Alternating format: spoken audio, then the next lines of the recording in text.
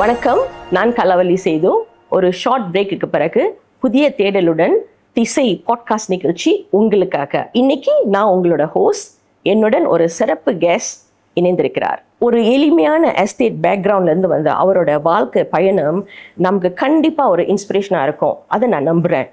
நான் ரெசிலியன்ஸ் அடிக்கடி சொல்வேனா, மீள்தன்மை. இவர் அதுக்கு ஒரு உதாரணம். நாம் எங்கிருந்து வந்தோம் என்பது நாம் எங்கே செல்ல போகிறோம் தீர்மானிக்காது. எஸ்டேட் பின்னணி ஒரு தடை அல்ல, அது ஒரு சாதனைக்கு அஸ்திவாரமாக கூட அமையலாம். உறுதி, விடாமுயற்சி இதெல்லாம் இருந்தால் நம்ம நினைச்சதுக்கு மேலே நம்ம சாதிக்கலாம். இவரோட வாழ்க்கை பயணத்தை பார்க்கும்போது நம்ம அதை உணரலாம். Mathematics, operation research and quantitative துறைகளில் 20 வருடங்களுக்கு மேலே டீச்சிங் அண்ட் ரிசர்ச் அனுபவம் கொண்ட ஒரு நபர் அவர். ஜப்பான் ஒசாகா யூனிவர்சிட்டியில் என்ஜினியரிங் சயின்ஸ் துறையில் மாஸ்டர்ஸ் அண்ட் பிஹெச்டி பட்டங்களை பெற்றவர். University of Nottingham Malaysia, health university, university technology Mara போன்ற மற்ற ரெஸ்பெக்டபிள் யூனிவர்சிட்டியில் இன்ஸ்டிடியூஷன்ஸில் பணி செய்தவர். இப்பொழுது அவர் ஸ்ரம்பான் காலேஜ் JSJயில் சிஓவாக இருக்கிறார். ஒரு லீடர்ஷிப் ரோல். அவரோட main focus academic administration and vocational education. பெரிய பதவி. இப்பொழுது நம்முடைய ஸ்பெஷல் கெஸ்டை வரவேற்போமா? டாக்டர் ஹரிகிருஷ்ணன் கந்தன். வணக்கம் டாக்டர் ஹரி.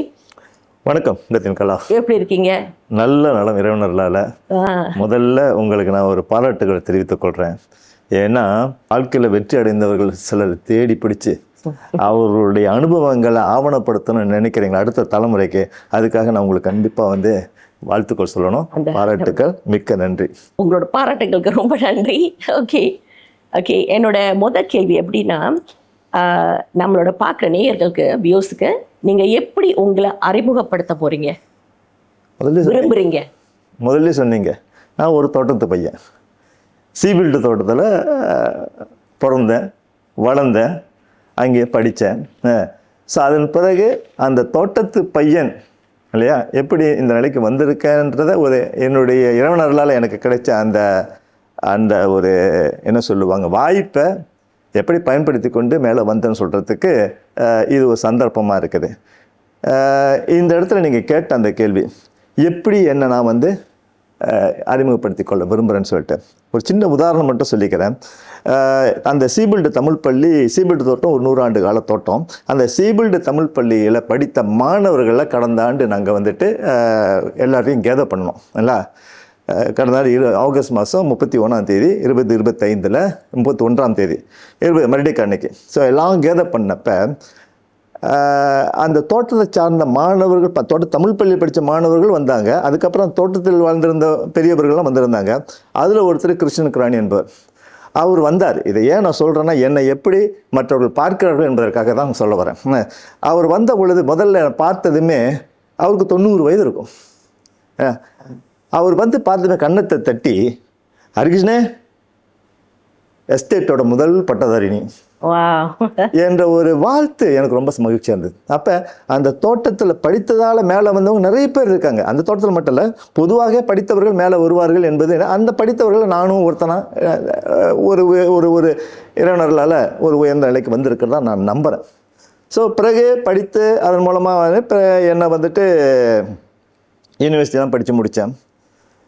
யூனிவர்சிட்டி படித்து முடிச்சதும் என்ன மக்கள் ஆசிரியர் துறைக்கு போனேன். ஏன்னா ஹரிகிருஷ்ணன் சொல்லுவாங்க. அதுக்கப்புறம் மாஸ்டர்ஸ் PhD முடித்தேன். டாக்டர் ஹரிகிருஷ்ணன் சொல்லுவாங்க. இன்றைக்கி என்ன டாக்டர் ஹரிகிருஷ்ணன் சொல்கிறாங்க, டாக்டர் ஹரின்னு சொல்லுவாங்க.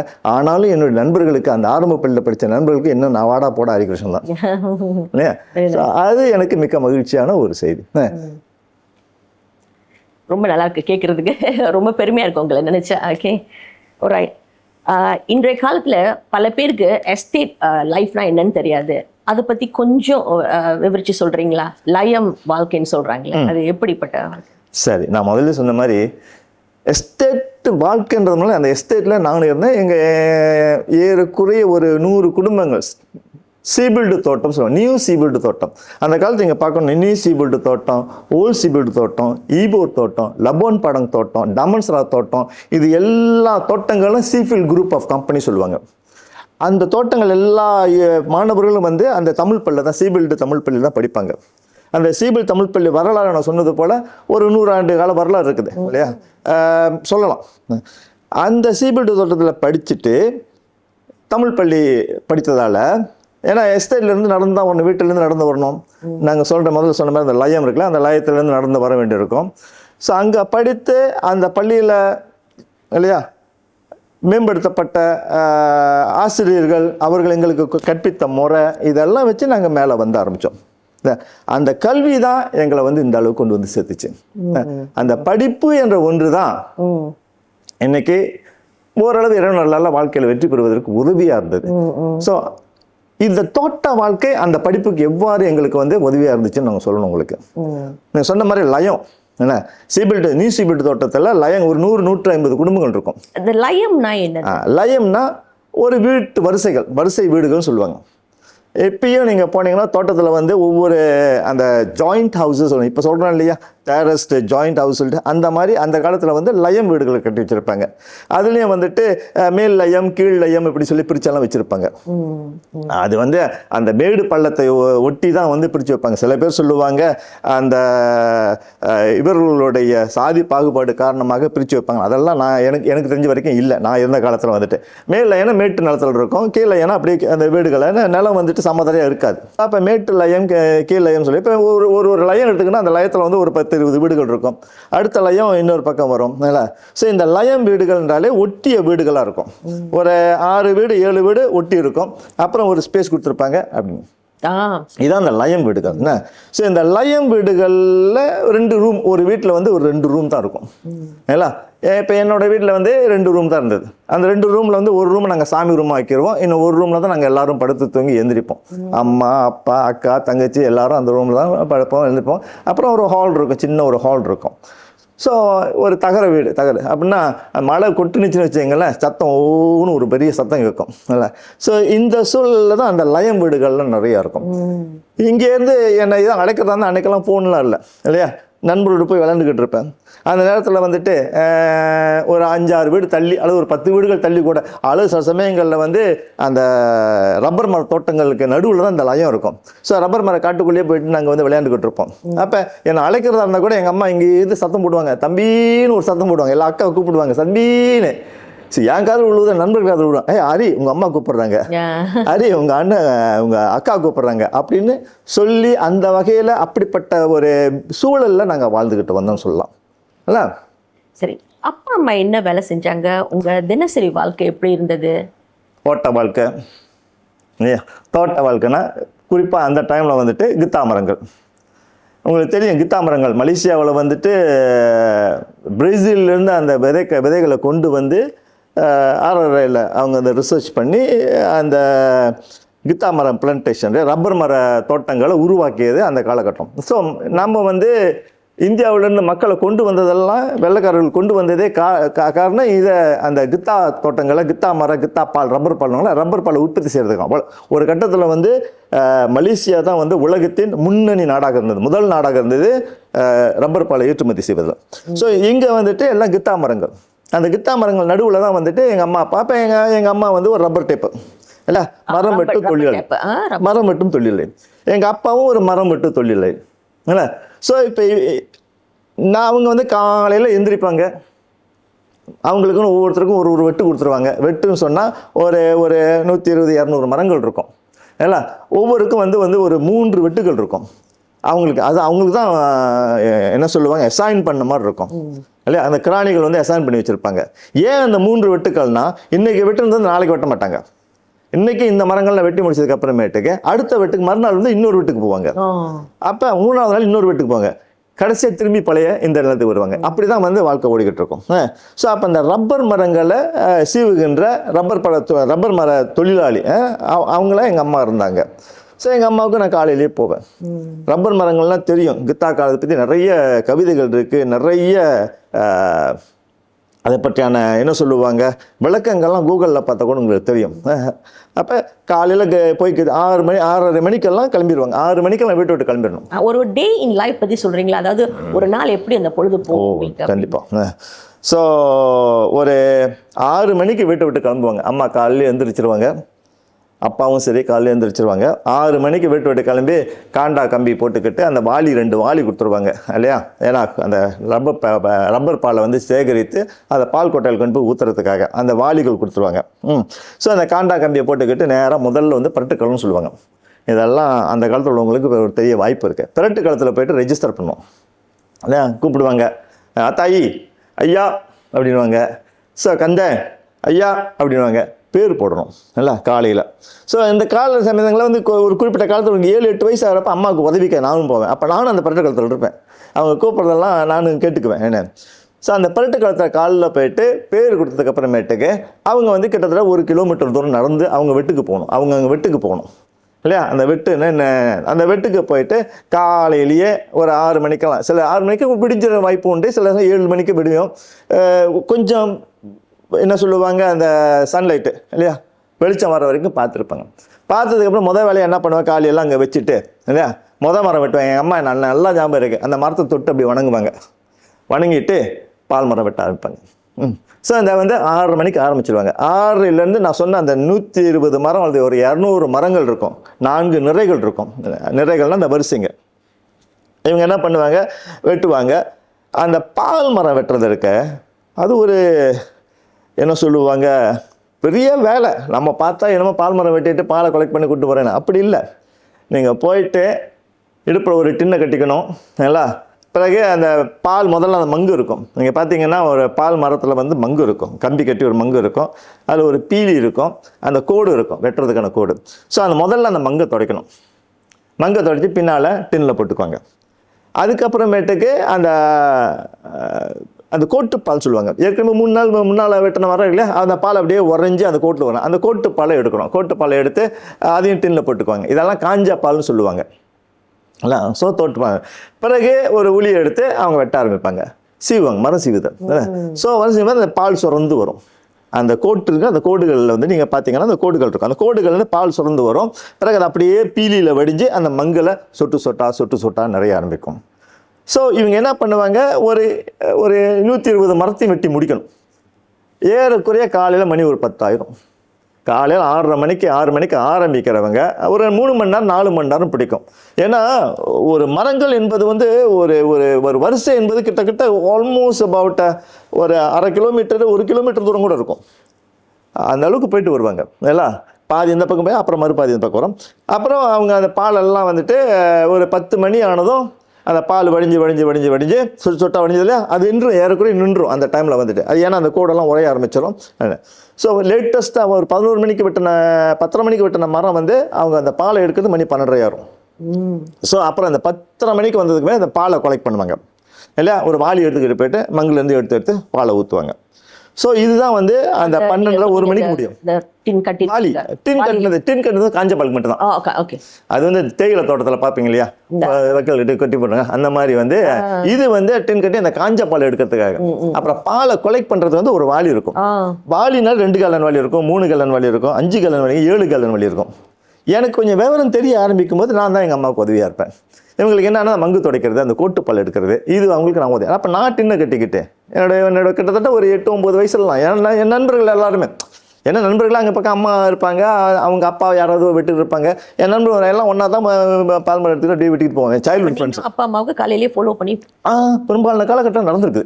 இல்லை அம்மா அப்பாவுக்கு உதவினே முதல்ல. அப்புறம் முத அந்த தோட்டத்துக்கு போகிறப்போ எங்களுக்கு ரொம்ப ஆர்வமாக போவோம். ஏன்னா முத போகிறோம் இல்லையா அந்த கோட்டுப்பால் எடுக்கிறது. காலப்போக்கில் அது வந்து அவங்களுக்கு வந்து நம்மளை வற்புறுத்த ஆரம்பிச்சிருவாங்க.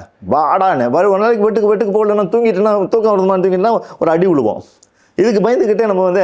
ஆனால் இன்றைக்கி அதுக்கு பிறகு அம்மாவோட அந்த கஷ்டங்கள் இதெல்லாம் யோசிக்கிறப்ப நாமளே போயிட்டு எல்லாம் செய்வோம்.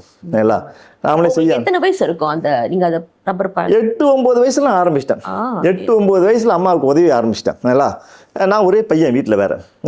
அப்போ என்ன பண்ணுவேன், அம்மா இப்போ நான் சொன்ன மாதிரி முதல்ல அம்மா போய்ட்டு 2 மணிக்கு ஒரு பாலில் போய் அந்த பாலை எடுத்து 10 மணிக்கு ஆரம்பிக்கிறேன். 11 மணிக்கு பால் கொலெக்ட் பண்ணாமல் அது வந்து ஒரு 11 மணி 12 ஆகிடும். அந்த பாலை கொலெக்ட் பண்ணி காண்டாவில் போட்டு பால் கொட்டகைன்னு ஒரு இடக்கும். அந்த கொட்டையில் தான் வந்து அந்த மெஷர்மெண்ட் நடக்கும், எவ்வளோ லேட்டக்ஸ் நீங்கள் கொலெக்ட் பண்ணியிருக்கீங்க. அங்கே ஒரு கண்காணி இருப்பார். அந்த கண்காணி தான் வந்துட்டு அந்த மெஷர் பண்ணுவார். ஒரு செக் ரோல் கணக்கு இருக்கும். அந்த கணக்குலலாம் எழுதுவாங்க. இன்றைக்கி இதில் இவ்வளோ பால் பச்சை பால், இல்லை அப்புறம் அதை நிற்பாங்க, ஒரு டிகிரி போடுவாங்க அந்த திக்னஸ்க்காக, அந்த பாலோட திக்னஸ் எப்படி இருக்குன்னு சொல்கிறதுக்காக ஒரு டிகிரி போடுவாங்க. அந்த டிகிரி அப்புறம் ஒட்டுப்பால், காஞ்ச பால் இருக்கு இல்லையா, முதல்ல சொன்ன மாதிரி அந்த காஞ்ச பால் எவ்வளோ, இதில் ஒரு 3 கோலம் இருக்கும், 4வது இன்னொரு கோலம் இருக்குது, அதை நான் பிறகு சொல்கிறேன். இந்த 3 கோலம் வரும், இந்த 3 கோலத்தை நினைப்பாங்க. அப்போ 1ஆம் தேதியிலேருந்து 30ஆம் தேதி வரைக்கும், 31ஆம் தேதி வரைக்கும் அது கணக்கு போட்டு வருவாங்க. வெள்ளி ஞாயிற்றுக்கிழமை பெரும்பாலும் விடுமுறைகள் உண்டு இல்லை. ஸோ அப்போ அம்மா இதை முடிச்சுட்டு மணி ஒரு 2 மணிக்கு அந்த பாலெல்லாம் ஊற்றிட்டு, கொட்டாயில் பாலெல்லாம் ஊற்றிட்டு, இல்லை ஊற்றுறது என்பது வந்து பெரிய டேங்க் ஒன்று இருக்கும். அந்த டேங்க்கில் தான் அன்றைக்கி கொலெக்ட் பண்ணிக்கிட்டு வந்த அத்தனை பாலையும் அதில் ஊற்றி நிரப்பி அது வந்து ஃபேக்ட்ரிக்கு போகும் இல்லையா. தினசரி வேலை அது, அது ஒவ்வொரு நாள் வேலை, தினசரி வேலை. ஸோ இந்த மெஷர் பண்ணதுமே அந்த பாலத்துக்கு அதில் ஊற்றுவாங்க. அப்புறம் அந்த வாளியை கழுவணும், பால் வாளியை கழுவ விட்டுட்டோம் சும்மா அது காஞ்சி போயிடும். அப்போ அது ஒரு வேலை இருக்குது இவங்களுக்கெல்லாம் இல்லை. ஸோ அந்த வாளியை கழுவிட்டு அதுக்கப்புறம் இந்த வாளியை வந்துட்டு அங்கேயே வச்சுட்டு வரவங்க இருப்பாங்க, இல்லை வீட்டுக்கு தூக்கிட்டு வரவங்க, மறுநாள் காலையில் போகணும்னு சொல்லி இருக்கிறவங்க இருப்பாங்க. வெட்டு பக்கத்துலேயே இருந்துச்சுன்னா அங்கேயே கூட வச்சுட்டு வந்துடுவாங்க. ஸோ இப்படி தான் வந்து அவங்களோட வாழ்க்கை வந்து ஓடிக்கிட்டுச்சு. மணி ஒரு 2 மணி போல் வருவாங்க வீட்டுக்கு, அழுத்து கழிச்சு போயிடுவாங்க இல்லையா. பட் அப்புறம் முன்னால் ஒரு 4 மணிக்கு எந்திரிப்பாங்க. முன்னால் வீட்டு முன்னால் செடி கொடியாக இருக்கும், அந்த காய்கறி நட்டு வச்சுருப்பேன், கத்திரிக்காய் நட்டு வச்சுருப்பேன், மிளகா வச்சுருப்பேன். ஸோ அதில் எதாவது பறிச்சு கறிச்சு ஒரு சாப்பாடு செய்வாங்க அம்மா. சாப்பிட்றதுக்கு உங்களுக்கு ரொம்ப லேட் ஆயிடுது, இது சாப்பிட்றதுக்கு லேட் ஆயிடும், சாப்பிட லேட் ஆயிரும் இல்லை, சாப்பிடலாம் லேட் ஆகும். அதுக்கப்புறம் அங்கே சமைச்சு வச்சதுக்கப்புறம் சாப்பிட்டுட்டு இல்லை சமயத்துக்கு வந்து நான் சொன்ன 2 மணிக்கு மேலே நாங்கள் லஞ்ச் அந்த மாதிரிலாம் கணக்கில்லை, நம்ம நேராக டின்னருக்கு போகிறதா இருக்கும் இல்லை. காலையிலே வந்து இந்த பசியார இதெல்லாம் லஞ்ச் நம்ம மாதிரி இப்போ காலைல பிரேக்ஃபாஸ்ட் இருக்கும் இல்லை. அப்புறம் லஞ்சுன்றது வந்துட்டு பெரும்பாலும் ஸ்கிப்பாக தான் இருக்கும். அப்புறம் டின்னர் ராத்திரி ஒரு 5 மணிக்கெல்லாம் 4 மணிக்கு எழுந்திரிச்சாங்கன்னா சமைச்சாங்கன்னா அது ராத்திரிக்கு சாப்பிடுவோம், 6 மணி போல் சாப்பிடுவோம். பெரும்பாலும் ஒரு கீரை தான் இருக்கும், ஒரு கறி தான் இருக்கும், அந்த மாதிரி தான் வாழ்க்கை ஓடுனுச்சு. அப்புறம் மணி ஒரு 7-8 ஆயிரும். 7-8 ஆனிச்சுன்னா அங்கே டிவி வசதிலாம் அப்போ இல்லை. நான் எனக்கு தெரிஞ்ச வரைக்கும் நான் டிவியை முத பார்க்க ஆரம்பிச்சதே எனக்கு 18 வயசு இருக்கு, 17 வயசு இருக்கிறப்ப தான். அது வரைக்கும் வீட்டில் டிவி இல்லை, அது வரைக்கும் கரண்ட் இல்லை. கரண்ட் இல்லை இருட்டா இருக்கும் எல்லாம். ஆமாம், நம்ம அரிக்கன் விளக்கு தான், அரிக்கன் விளக்குன்னு சொல்லுவாங்க இல்லையா, அல்லது சில பேர் கேஸ் லைட் யூஸ் பண்ணுவாங்க. நீங்க படிச்சதெல்லாம் அரிக்கன் விளக்கு வச்சு தான் இல்லை, மெழுகுவர்த்தி வச்சு படிப்போம். அப்படி தான் அந்த காலம் தான், எஸ்டேட் லைஃப் அப்படி தான் இருக்கும். அதாவது என்னென்னா அவங்க ராத்திரி மணி ஒரு 7-8க்கெல்லாம் எல்லாம் படுத்துற மாதிரி தான் இருக்கும் இல்லை, எல்லாரும் படுத்துருவாங்க. அப்பா அஃப்கோர்ஸ் அவங்க நண்பர்கள் இருப்பாங்க, அவங்க நண்பர்களோட அளவில் விட்டு அப்புறம் அவர் அப்பா வீட்டுக்கு வருவார், ராத்திரி சாப்பிடுவாங்க, படுத்துருவோம். மறுநாள் காலையில் பழையபடி 6 மணிக்கு 5 மணிக்கெல்லாம் எந்திரிச்சிருவாங்க அம்மா. அக்காவும் அப்படி தான் 5 மணிக்கெல்லாம் எழுந்திரிச்சிருவாங்க. 4 மணிக்கு கூட இருந்துச்சோம், 5 மணிக்கு எழுந்திரிச்சிருவாங்க. கொஞ்சம் பிரேக்ஃபாஸ்ட் மாதிரி அதை செஞ்சு வைப்பாங்க. அதுக்கப்புறமேட்டுக்கு அப்பாவும் எழுந்திரிப்பார். அப்புறம் 2 பேரும் காண்டாவை தூக்கிட்டு வாளியை தூக்கிட்டு பரட்டு காலத்துக்கு போகணும். இதுதான் வந்து ஒரு தோட்ட பாட்டியாளோட ஒரு ஒரு டெய்லி ருட்டீன் ஒர்க் அப்படி தான் இருந்துச்சு இல்லைங்களா. ஸோ இப்போ நீங்கள் முதல்ல என்ன ஒரு கேள்வி கேட்டீங்க இல்லையா, நீங்க எப்படி ஸ்கூலுக்கு போனீங்க? ஸோ இதில் வந்து எங்களுக்கு ஸ்கூல் டைம் இருக்கும். ஸ்கூல் டைம்னும் போது ஒன்றாம்னா எஸ்டேட்லேருந்து ஒரு 1.5 கிலோமீட்டர் தூரம் இருக்கும் ஸ்கூலு. ஏன்னா அது நடந்து தான் போவோம். காலையிலே அந்த செம்மண் சாலையில், அந்த குருவல் சாலை, செம்மண் சாலைன்னு சொல்லுவாங்க, குருவல்மண் சொல்லுவாங்க. ஸோ அந்த சாலையில் நடந்து போய் பள்ளிக்கு அட்டன் பண்ணிட்டு பள்ளி ஒரு 12-1 முடிஞ்சிடும். திரும்பி அப்படியே ஒரு நட போடுவோம். இது வந்து எங்களுக்குள்ள அந்த நட்பு வட்டாரத்தில் நண்பர்கள்லாம் இருக்காங்க இல்லையா, பிரைமரி ஸ்கூல் நண்பர்கள்லாம் இருக்காங்க, அவங்க கூட ஒரு நல்லா பழகிறதுக்கு போகும்போது ஒன்றா போவோம், வரும்போது ஒன்றா வரும் இல்லை. ஸோ அவங்ககிட்ட அந்த தமிழ் பள்ளி படிக்க ஆரம்பித்தோம். ஸோ இதான் வந்து எங்களுடைய பெரும்பாலான வாழ்க்கை முறை நடந்துச்சு. ஸோ காலப்போக்கில் வந்துட்டு எங்கள் அப்பா வந்து என்ன பண்ணார், அங்கே வந்து தோட்டத்தில் வந்துட்டு என்ன பண்ணுவாங்க, ப்ரொமோஷன் சொல்லுவோம் இல்லையா, இப்போ நம்மளுக்கெல்லாம் ப்ரொமோஷன் வாங்க. ஒரு தோட்டப்பாட்டை மரம் வெட்டுற தொழிலாளியோட ப்ரொமோஷன் எடுத்தீங்களா, கங்காணி வேலை தான் அவங்களுக்கு ஒரு ஒரு ஒரு உயர்ந்த ப்ரொமோஷன். அதுக்கு முன்னாடி கிராணியெல்லாம் முடியாது, கிராணியெல்லாம் அவங்க ஆக முடியாது. அல்லது நீங்கள் சொல்கிற மாதிரி சூப்பர்வைசரு, அந்த மேனேஜரு, அந்த லெவலுக்கு அவங்க போக முடியாது. ஸோ இவங்க ஒரு தோட்டப்பாட்டாளியை பொறுத்த மாதிரிலும் அவனோட உயர்ந்த ஒரு ப்ரொமோஷன்றது வந்து கங்காணி வேலை. கங்காணி வேலைன்றது முதல்ல நான் சொன்னேன் இல்லையா, அந்த பால் கொட்டாயிலேருந்து பாலை கொண்டாந்து வைக்கிறப்ப அதெல்லாம் நிறுத்து ஒரு செக் ரோல் கணக்கு எழுதுறது. இது எங்கள் அப்பாவுக்கு அந்த வேலை பிறகு கிடச்சிச்சு. ஸோ அப்பாவுக்கு ஒரு ப்ரொமோஷன். ஆமாம், ப்ரொமோஷன். அவருக்கு ஒரு கிட்டத்தட்ட ஒரு 48 வயசு இருக்கிறப்ப, 45 வயசு இருக்குங்க. அப்போ தான் வந்து அவர் ப்ரொமோட்டட் ஒரு கங்காணியா. எஸ்டேட்டில் கங்காணிங்களும் ஒரு 5-6 பேர் இருப்பாங்க. இதெல்லாம் அப்பா ஒரு கங்காணி. கங்காணியோட வேலை எப்படி இருக்கும்?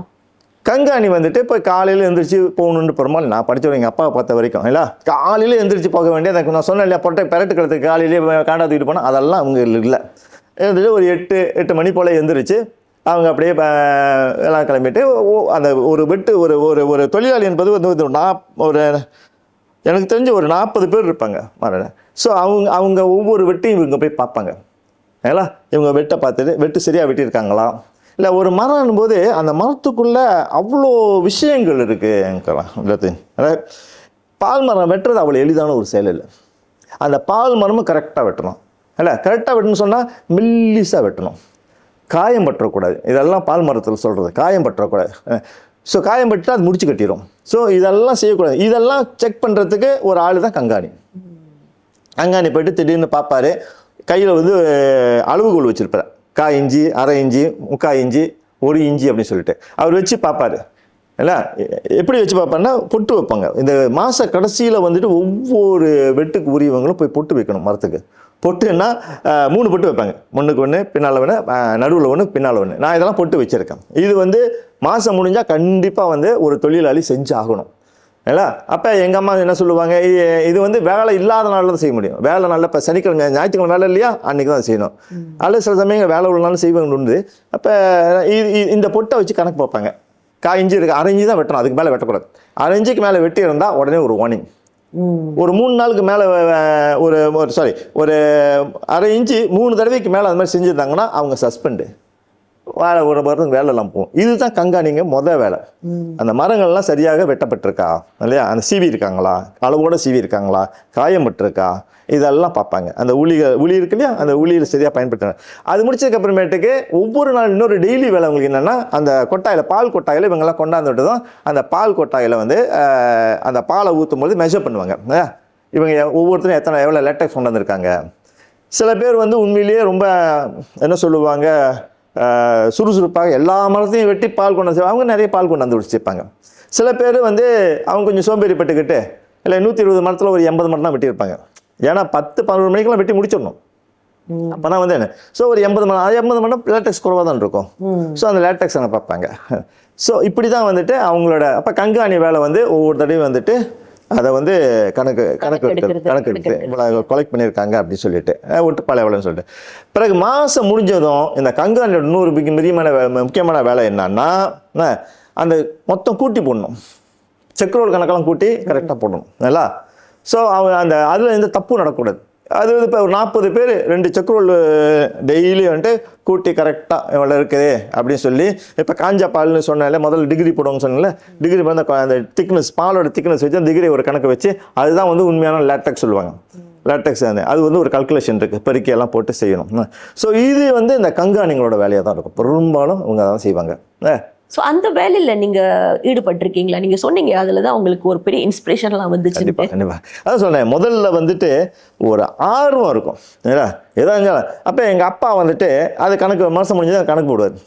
ஏங்களா, இரவினர்களால் எனக்கு பள்ளியில் படிப்பு வந்துட்டு ரொம்ப ஆர்வம் ஆயிடுச்சு. ஏங்களா, ஸோ அதனால் எதாக இருந்தாலும் ஒரு தேடுவேன். முக்கியமாக எனக்கு வந்து கற்றுக்கணும் இல்லையா, ஏதாவது கற்றுக்கணும்னு சொல்லிட்டு அப்போ எங்கள் அப்பா வந்துட்டு ஒரு அரிக்கன் லேம்பை வச்சுக்கிட்டு, அரிக்கன் லேம்புன்னு சொல்லுவாங்க. அரிக்கன் லேம்புன்னா கேஸ் லைட் இல்லை, எங்கள் வீட்டில் அரிக்கன் லேம்பு தான் இருந்துச்சு. மண்ணெண்ணெய் ஊற்றிட்டு கண்ணாடி மாதிரி ஒரு க்ளோஸ் இருக்கும். மேபி கூகுள் சர்ச்சில் பார்த்தா அது தெரியும். அது போட்டிங்கன்னா அந்த விளக்கு தான் வச்சுக்கிட்டு எங்கள் அப்பா வச்சுக்குவார். ராத்திரி மணி ஒரு 7-8 மணி போல், 8 மணி போல் எல்லாம் சாப்பிட்டு முடிச்சதுக்கப்புறம் உட்காருவார். இவர் கணக்கு போட்டுக்கிட்டே இருப்பார். அப்படியே கணக்கு எடுப்பேன். ஏன்னா 30 நாள் கணக்காச்சா, மேபி 24 நாள் அல்லது 26 நாள் அது மாதிரி இருக்கும். மொத்த நாள் கணக்கு போடணும். கூப்பிட்டு வருவார். எங்கள் அப்பா கூட்டி எனக்கு ஒன்று பார்க்க ஆசையாக இருக்கும். ஸோ அப்போ நான் என்ன பண்ணேன், எங்கள் அப்பா பக்கத்தில் இருப்பேன், பார்க்குறா சரிதா நீ கூட்டுறா அப்படின்னுவார். ஒரு செக்ரோல் கொடுத்து நீயும் கூட்டுன்னுவார். ஸோ நானும் வந்து ஒரு 2-3 இது கூட்டுவேன். ஒரு 3-4-5 பேர் கூட்டும் போதே பார்த்தா ஓ கரெக்டாக இருக்க, பையன் கரெக்டாக செஞ்சுருக்கேன். அப்போ கால்குலேட்டர் இல்லை, ஏலா கால்குலேட்டர் இல்லை. ஸோ பையன் கரெக்டாக செஞ்சுருக்கானே. அப்புறம் என்ன பண்ணார், இந்த செக்ரோல் தாள் வந்து 40 பேருன்னா ஒரு தாளில் வந்து கிட்டத்தட்ட ஒரு 15 பேர் அப்படி தான் வரும். அப்போ 15, 5, 30, 10, 40, 3 தாள் வரும். ஒரு தாளத்துக்கு அப்படியே கையில் கொடுத்துரு உடனே எல்லாத்தையும் கூட்டுறேன் அப்படின்னு. ஸோ அப்புறம் நான் கரெக்டாக அந்த 3 தாள் கூட்டேன், கரெக்டாக கூட்டியிருப்பேன். ஏங்களா, கரெக்டாக கூட்டு தான் அவர் என்ன பண்ணுவார், உடனே வந்துட்டு இன்னொரு தாளை கொடுப்பாரு. அப்புறம் நீ நல்லா கூட்டுறடா, நான் வெளியே போயிட்டு வந்துடுறேன், நீயே எல்லாத்தையும் முடிச்சிடு அப்படின்னு. ஸோ அப்போ அந்த எல்லாம் நான் முடிச்சிடுவேன். உங்களுக்கு அந்த அப்போ உங்களுக்கு மேத்ஸோட ஆர்வம் வந்து அதுலேருந்து அதான் வந்தது. அதுதான் சொல்ல வந்தேன். என் வாழ்க்கையில் என்னை இந்த அளவுக்கு உயர்த்தினது 2. ஒன்று கணிதம், இன்னொன்று தமிழ். இல்லைங்களா, இந்த கணிதம் வந்துட்டு எங்கள் அப்பா அந்த நேரத்தில் ஆத்திரமாக இருந்தது. ஏன்னா காலப்போக்கில் வந்து எல்லாத்தையும் என் தள்ள விட்டுட்டு போயிடுவார். அந்த சின்ன வயசு வெளியே விளையாட போக முடியாது, வந்தோன்னா உடனே முடிச்சிட்டாடா முடிக்கலையா அடி இல்லையா, அந்த மாதிரிலாம் இருக்கும் சமயத்துக்கு. சார் நம்ம முடிச்சதுக்கு அப்புறமேட்டு எல்லாம் முடிஞ்சா மாதம் முடிஞ்சு என் கையில் ஒரு வெளியே வச்சிருவார், 50 காசு ஒரு வெளியே வச்சிருவாரு, கொடுத்துருவாரு, சம்பளம் போட்டாங்கன்னா உடனே கொடுத்துருவாரு. ஸோ அது ஒரு பக்கம் சந்தோஷமாக இருக்கும்.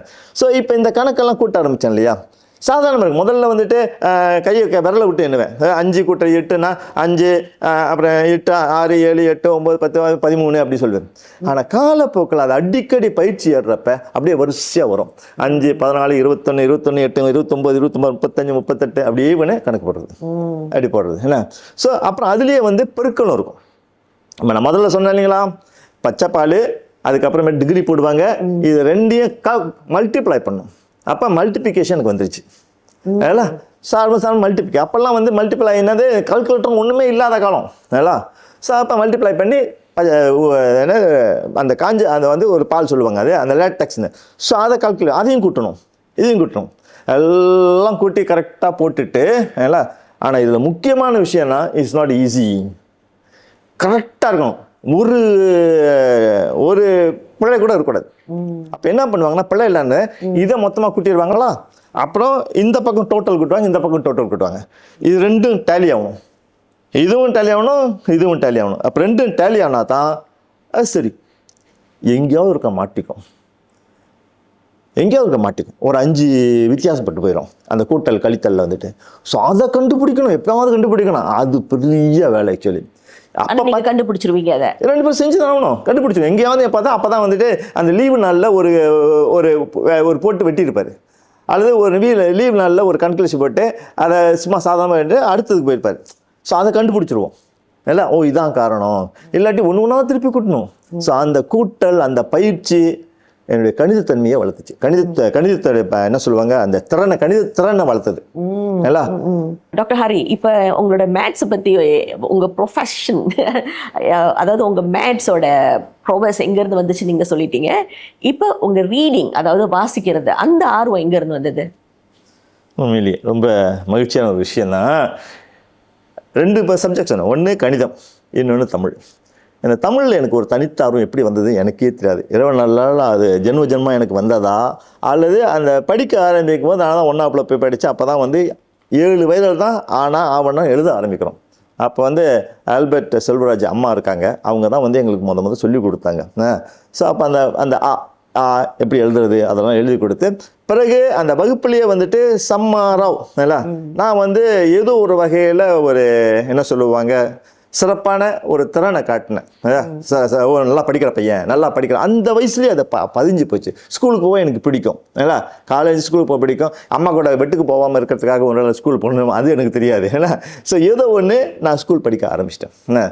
ஸோ அந்த வகுப்பில் வந்து நான் வந்து சிறந்த மாணவன் அப்படின்ற ஒரு ஏதோ ஒரு முத்திரை குத்தப்பட்டுருச்சு.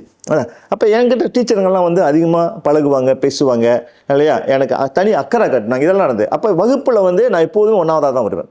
30 பிள்ளைங்க இருப்போம், 32, அந்த பிள்ளைங்கள்லாம் வந்து நான் தான் 1ஆவதாக வருவேன் என்ன.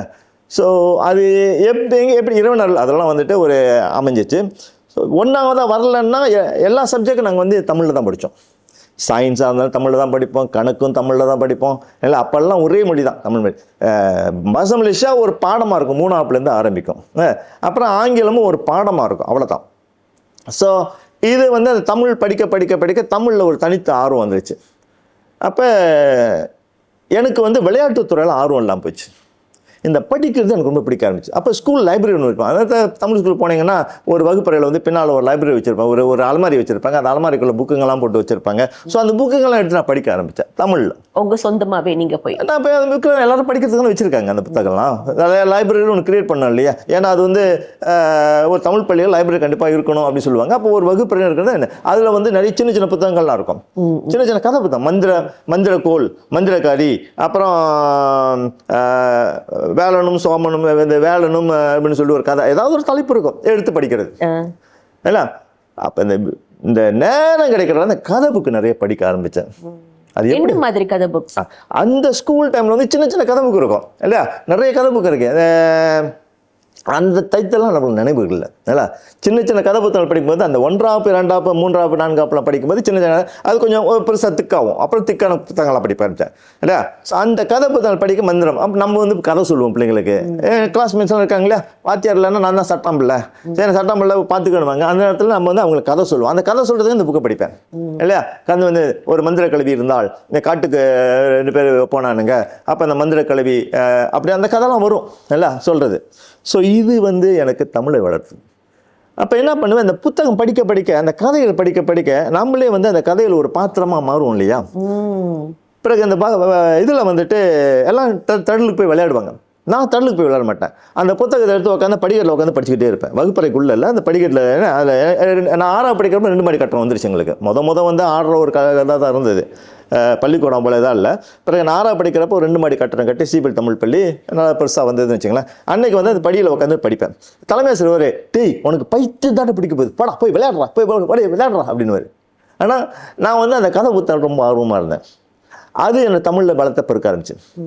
பிறகு 6ஆவது முடிச்சு நான் செகண்டரி ஸ்கூல் போகிறப்ப பெரிய பெரிய புத்தகம் படிக்க ஆரம்பித்தேன்.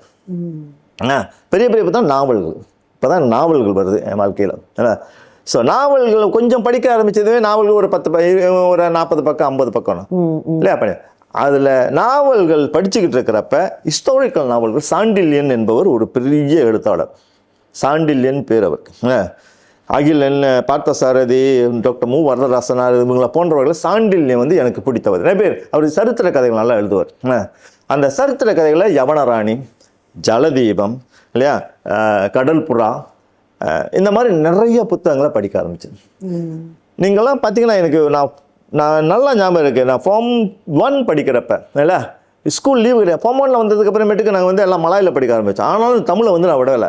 தமிழ் வந்து எனக்கு ரொம்ப பிடிக்கும். கதவு கேச்சேன். ஜலதீபம்ன்றது 3 பாகம் இல்லை. ஜலதீபம் வந்து கடல் புறா வந்து 3 பாகம், ஜலதீபம் வந்து 2 பாகம். 2 பாகம்னு சொல்கிறது 1000 பக்கம் இருக்கும். நீங்கள் நம்புறீங்களோ எடுத்தேன், நான் அந்த 1000 பக்கத்தையும் 3 நாளில் படிப்பேன். சோறு தண்ணி எதுவுமே குடிக்க மாட்டேன். வாயில் போட்டுக்கிட்டு உடனே புக்கு படிக்கிறது, அப்படியே படிக்கிறது. இதுதான் என்னுடைய வாழ்க்கையில் வந்துட்டு அப்படியே நூல்கள் படிக்கிற அந்த இது படிப்பு தான், அந்த ரீடிங் தான் என்னை வந்து வேறு வகையில் பக்குவப்படுத்துச்சு. வளர வளர நான் மற்ற எந்த செயல்களும் செய்யாமல் இந்த நூல்கள், இந்த கதை புத்தகம் படிக்கிறது, நாவல் படிப்பதில் வந்து ரொம்ப ஆர்வமான.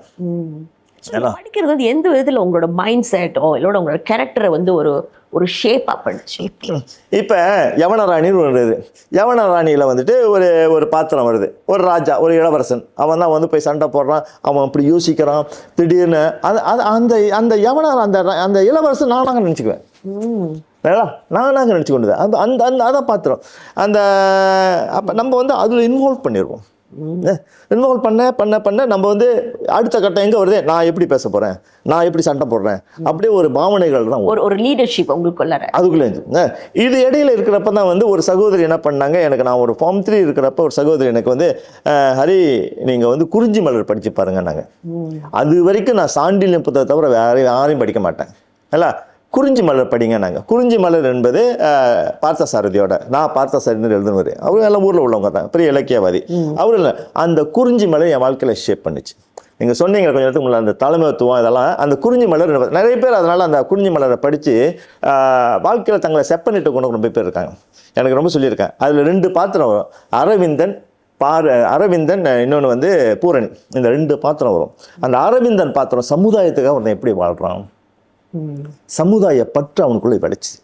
அவன் வந்து ஒரு நடக்கிற சமுதாய கேடுகள் எல்லாம், சமுதாயத்தில் நடக்கிற அக்கிரமங்கள்லாம் அந்த தனி மனுஷன் அவன் எதிர்த்து நிற்கிறான்.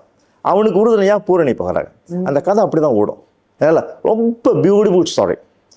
ஸோ அந்த கதையை படித்து எனக்கு தெரிஞ்ச நண்பர்கள் அவங்க பிள்ளைங்களுக்கு அரவிந்தன் பேர் வச்சவங்களாம் இருக்காங்க, பூரணி பேர் வச்சவங்க. அந்த அளவுக்கு அதுலேருந்து நான் பார்த்த சாரி கதைகள் படிக்க ஆரம்பித்தேன்.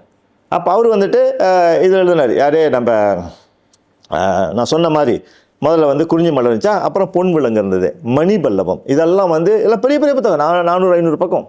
அதே வீட்டுக்குள்ளேயும் அதே தான். எங்கள் அப்பாவே என்ன சொல்லுவார், டேய் தமிழையே படிச்சுக்கிட்டு இருக்காதரா, போடா போய் மலாய் படுறா, போய் இங்கிலீஷ் படுறா அப்படின்னு. ஏன்னா என்னோட மற்ற நாலேஜ் வந்து அவ்வளோ இது இல்லைனாலும் இந்த தமிழ் கதை புத்தகம் அப்படி இதே தான் படித்து இது பண்ணிக்கணும். அதில் இன்னொரு புத்தகம் ஒன்று இருக்குது, அகிலன். இவங்களை சொல்லணும் இல்லை, மூவா வந்து கரித்துண்டு நாவல் நாங்கள் ஸ்கூல்லேயே படிக்கிறோம். எல்லாருக்கும் வந்து ஒரு நாவலாக வச்சுருந்தாங்க இல்லையா, Form 5 Form 4 படிக்கிறவங்களா. கரித்துண்டு நான் படிச்சிருக்கேன். டாக்டர் மூவாவோட கரித்துண்டு, நெஞ்சில் ஒரு முள், பெற்ற மனம், இந்த மாதிரி நிறைய புத்தகங்கள் இருக்குது. அது ஒரு பக்கம். அது வந்து ஒழுக்கத்தையும் இதையும் படிச்சு கொடுக்குறது ரொம்ப நல்லது. அது தலைமைத்துவம். முதல்ல சொன்னது குனிஞ்சி மல்லெல்லாம் உங்களோட தலைமை, நீங்கள் ஒரு தலைவனாக. அப்போ அதை பண்ணுறப்ப நான் ஒரு தலைவன் அப்படின்ற ஃபீலிங் தான் உள்ளுக்கு வரும். நம்ம வந்து எல்லாரையும் இல்லை அந்த மாதிரியான அந்த படித்து வந்து அந்த என்ன சொல்லுவாங்க, அந்த குணநலன்கள் உள்ளுக்கு வந்துடும். நான் அரவிந்தனாக வாழணும். அரவிந்தன் எப்படி இரவில் வந்துட்டு சும்மா ஒரு கொஞ்சம் கச்சானையும் இல்லையா கடலையும் ஒரு பழத்தையும் சாப்பிட்டு தன்னை அது ஒரு சிம்பிளான லைஃப் இல்ல, அந்த மாதிரி நம்மளும் வாழணும் அப்படிலாம் நினச்சது உண்டு. அப்புறம் பூர்ணம் இருக்கேன். இதில் அகிலன் ஒருத்தர், அப்போ அவரை வந்து எங்கே போய்க்கிறோம் என்ற ஒரு நாவல், இன்னொரு நாவல் இருந்தது, அகிலன் நாவல். இதுவும் என்னை வந்து ரொம்ப பாதித்த ஒரு நாவல். அங்கே சொன்னது குறிஞ்சி மலர், இன்னொன்று அகிலனோட. அகிலன் எப்போ படிக்கிறாங்க, கையல்வெளி என்ற ஒரு நூல் இருந்துச்சு, சரித்திர நூல். இன்னொரு சரித்திர நூல் கையல்வெளி தான் மதுரை மீட்ட சுந்தரப்பண்ணி ஒரு திரைப்படமாக வந்துச்சு என்ன. ஸோ அந்த கையல்வெளி படம் அதை படிக்கிறப்ப எனக்கு வந்து ஒரு தனித்த ஆர்வம். அங்கே இன்னும் தமிழை பற்றி அதிகமாக படிக்கிறதுக்கெல்லாம் வந்து வந்துச்சு.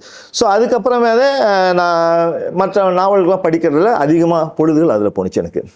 ஸோ Form 4 Form 5 வர்றப்பெல்லாம் வந்து இந்த நாவல்கள் நிறைய படிக்க தமிழ் வளம் பெருக இல்லை ஸ்பீச் காம்படிஷன்லாம் அட்டன் பண்ண. தமிழா ஹரிகிருஷ்ணா, திருக்குறள் மனநம் போட்டியா ஹரிகிருஷ்ணாவா மனநம் பாடு. ஸோ அந்த போட்டிகள்லாம் பங்கேற்று தமிழ்லன்னா ஹரிகிருஷ்ணன் அப்படின்ற ஒரு பேர் ஆசிரியர்களே எங்களுக்கு வந்து அந்த ரெக்கக்னிஷன் கொடுக்குறப்போ வந்து நம்மளுக்கு ஒரு மகிழ்ச்சி. மற்றவங்களாம் உண்மையிலே தலைவனாக இருக்கிற மாதிரி ஒரு, ஏன்னா அவங்கள விட தனித்துவமாக இருக்கும் இல்லையா. அப்படி தான் வந்து நான் போட்டிகள்லாம் பங்கேற்க ஆரம்பித்தேன் இல்லையா. தமிழ்ல சொல்கிறீங்களா, என்ன மாதிரி போட்டிங்க, என்ன ஆக்டிவிட்டீஸ் அவுட் சைட் ஸ்கூல் ஹவர்ஸில் நீங்கள் இன்வால்வ் ஆகிருக்கீங்க? கண்டிப்பாக. ஏன்னா ஸோ என்னை செப்பனிடப்பட்டது எந்த வகையில் இந்த படிப்பு வாசிப்பு அப்படின்றத நாங்கள் சொல்ல வரேன் நல்லா. ஒன்று அது என்னென்ன வாசிப்பு. ஸோ இந்த வாசிப்பு என்பது தமிழில் வந்து நான் இது பண்ணுறதில்ல. தமிழில் வந்து இப்போ ரிமூவ் கிளாஸ் போனோம் இல்லைங்களா. ரிமூவ் கிளாஸ் நான் போனதுமே எனக்கு இப்போ கணிதம் ஒரு பாடம் இருக்குது, தமிழ் மொழி 2. இது 2ம் வந்து என்னை வந்துட்டு எப்போதுமே வந்து ஒரு உயர்ந்த நிலையில் வச்சுட்டு இருந்துச்சு. மற்ற பாடங்கள் அவ்வளோ இதாக இல்லைன்னா இந்த 2 பாடம், இதில் ஒரு 90 மார்க் வாங்கி இதில் ஒரு 100 மார்க் வாங்கின்னு வச்சிங்களேன், 190 மார்க் மொத்த பாடங்கள் கூட்டுறப்ப என்னோடய சப்ஜெக்டில் நான் அந்த மொத்த பாடங்கள் கூட்டி தானே சொல்லுவாங்க என் பையன் வந்து ஸ்கூல்லேயே எத்தனாவதுன்னு சொல்லிட்டு. ஸோ அப்போ இது 2 பாடமும் என்னை வந்து உயர்த்தி காட்டிடும். Even in the remove school la kuda, especially in remove classes. Remove classes la vandu na ena Form 1 remove class படிக்கிறப்ப வந்து remove class Form 1 Form 2 இல்ல remove class Form 1 இதுல வந்துட்டு நாங்க சீபிள் தமிழ் பள்ளியில் சொங்வா ஸ்கூல்ல ஸ்காலமன்னங்க ஜெனிஸ்க் பாங்க சொங்வான்னு சொல்லுவாங்க, அங்க போனோம் இல்லையா. அதே மாதிரி சிம்பாலி மாலேருந்து எல்லாம் அங்கே வருவாங்க ரிமூவ் கிளாஸ் எல்லாம். ஏன்னா எல்லா ஸ்கூல்லையும் ரிமூவ் கிளாஸ் சொல்லிக் கொடுக்க மாட்டாங்க. அப்போ அங்கே வரும்பொழுது சீன பிள்ளைங்களும் நான் தமிழ் பிள்ளைங்களாம் போயிடணும். அப்போ சீன பிள்ளைங்கள்லாம் வந்து ஏபிசின்னு வச்சுருப்பாங்க, டிஇஎஃப்ஜி எல்லாம் வந்து தமிழ் பிள்ளைங்க பின்னால இல்லையா. ஸோ அது என்னன்னா, ஸோ சீன பிள்ளைங்கள்லாம் சீன மொழி படித்து கொடுக்கலாம், தமிழ் பிள்ளைங்களுக்குலாம் தமிழ் படிக்கலாம். அப்போ தமிழ் அது வந்து ஒரு நல்ல சிஸ்டம். ஆக்சுவலி பார்க்கணும் என்ன கேட்டிங்கன்னா அது வந்து ஒரு நல்ல சிஸ்டம் இல்லைங்களா. ஸோ அப்போ என்ன பண்ணாங்கன்னா தமிழ் அப்போ கிளாஸ் மாத்திரலாம் வேணாவே இல்லை. ஸோ அதனால் என்ன பண்ணாங்க, தமிழ் படிக்கிறதுக்காக டிஇஎஃப், நான் வந்து டி கிளாஸு, அப்புறம் சீன படிக்கிறதா ஏபிசி அவங்க சீன பிள்ளைங்களுக்கு. ஸோ ஆனால் இந்த மிட் டேர்ம் எக்ஸாம்லாம் வருது, அப்போ எல்லோரும் எக்ஸாம் எடுக்கணும், எல்லோரும் எதை படிச்சது, ஆனால் மலையில் வேறு படிக்கணும் இல்லைங்களா. ஸோ அப்படி தான் வந்து அந்த வாழ்க்கை ஆரம்பிச்சிச்சு. பிறகு அந்த தமிழ் வகுப்பில் இருக்கிறப்ப வந்துட்டு ஆசிரியர் வருவாங்க, கருப்பண்ணா சார் இருப்பார். அவர் கருப்பண்ணா சார் சொல்லுவார், இந்த மாதிரி நான் Form 1 படிக்கிறப்ப கருப்பண்ணா சார் சொல்லுவார், இது மாதிரி மாணவர் பண்பாட்டு விழா நடந்துக்கிட்டு இருக்குது கிளாங்கில் வந்து. அது ஒரு ஃபேமஸான நிகழ்ச்சி. என்னை இன்னொரு வகையில் வழிப்படுத்தியது வந்து முரசு நெடுமாறன் தலைமையில் நடந்த அந்த மாணவர் பண்பாட்டு விழா. ஏன்னா அதை நான் எங்கே போனாலும் கண்டிப்பாக சொல்லுவேன். இறைவனர்களால் ஆமாம், உண்மையிலே ஒரு நல்ல பாப்பாவலர் கவிஞர் முரசு நெடுமாறன் அவர்கள் அந்த காலத்தில் வந்து அவர் நிறைய செஞ்சிருக்காரு. 1978 ஸோ அப்போல்லாம் வந்து Form 1 Form 2 படிக்கிறேன், 76 77 78 Form 1 Form 2 ஏன்னா. ஸோ அந்த டைமில் வந்து என்ன செப்பல். அப்போ இந்த மாணவர் பண்பாட்டு விழாவில் அங்கே வந்து திருக்குறள் மனம் போட்டி. ஸோ 40 குறள் போட்டு எல்லாம் மனப்பாடம் பண்ணுங்க நாங்கள் கருப்பண்ணா சார் வந்துட்டு. ஸோ எல்லோரும் மனப்பாடம் பண்ணுறோம். ஏன்னா மனப்பாடம் பண்ண 40 குறளும் எனக்கு வந்து மனனும் 40 மனம் எல்லா பிள்ளைங்களும். ஸோ எங்கள் ஹைஸ்கூலில் எல்லா பள்ளிகளுக்கும் சேர்ந்து ஒரு நிகழ்ச்சி அது. ஸோ ஹைஸ்கூலுக்கு போகிறோம். ஹைஸ்கூலில் ஒரு மேடையில் எங்கள் அப்பா காலையிலேயே அவருக்கு என்னை வந்து ஊக்குவிக்கிறதுல எங்கள் அப்பா வந்து ஒரு சிறந்த மனிதர் சொல்லுவேன். படிக்கணும், உனக்கு எதுவும் பிரச்சனையா என்கிட்ட வந்து கேளு, காசு இல்லையா படிக்கிறதுக்கு நான் காசு கேட்டேன்னா எங்கள் அப்பா இல்லைன்னு சொன்னதே கிடையாது. தட்ஸ் ஒன் திங்லாம். இல்லை, படிக்கிறதுக்கு நான் காசு கேட்டேன், படிப்பா என்ன. ஸோ அந்த புக்கில் இருக்க எடுத்துக்கிட்டு போயிடுவார். அவருக்கும் தெரியும் நான் அந்த புக்கில் என்ன எனக்கு தேவையோ அதை மட்டும் தான் எடுத்துகிட்டு போவேன், அதுக்கு மேலே எடுத்துகிட்டு போக மாட்டேன். அவரும் எப்போதும் அதிகமாக அதில் வச்சுருப்பார். ஏன்னா தோட்டத்து பாட்டாளியாக இருந்தாலும் எங்கள் அப்பா அதை செஞ்சுருப்பார். ஸோ நான் அப்புறம் என்ன பண்ணேன், அந்த பையன் வந்து படிக்கிற எஸ்டேட்லேருந்து நான் கிளாங்கி போகணும். எங்கள் அப்பா அந்த எஸ்டேட்டில் உள்ள ஒருத்தர் வண்டியை பிடிச்சி கூப்பிட்டு போகிறாரு.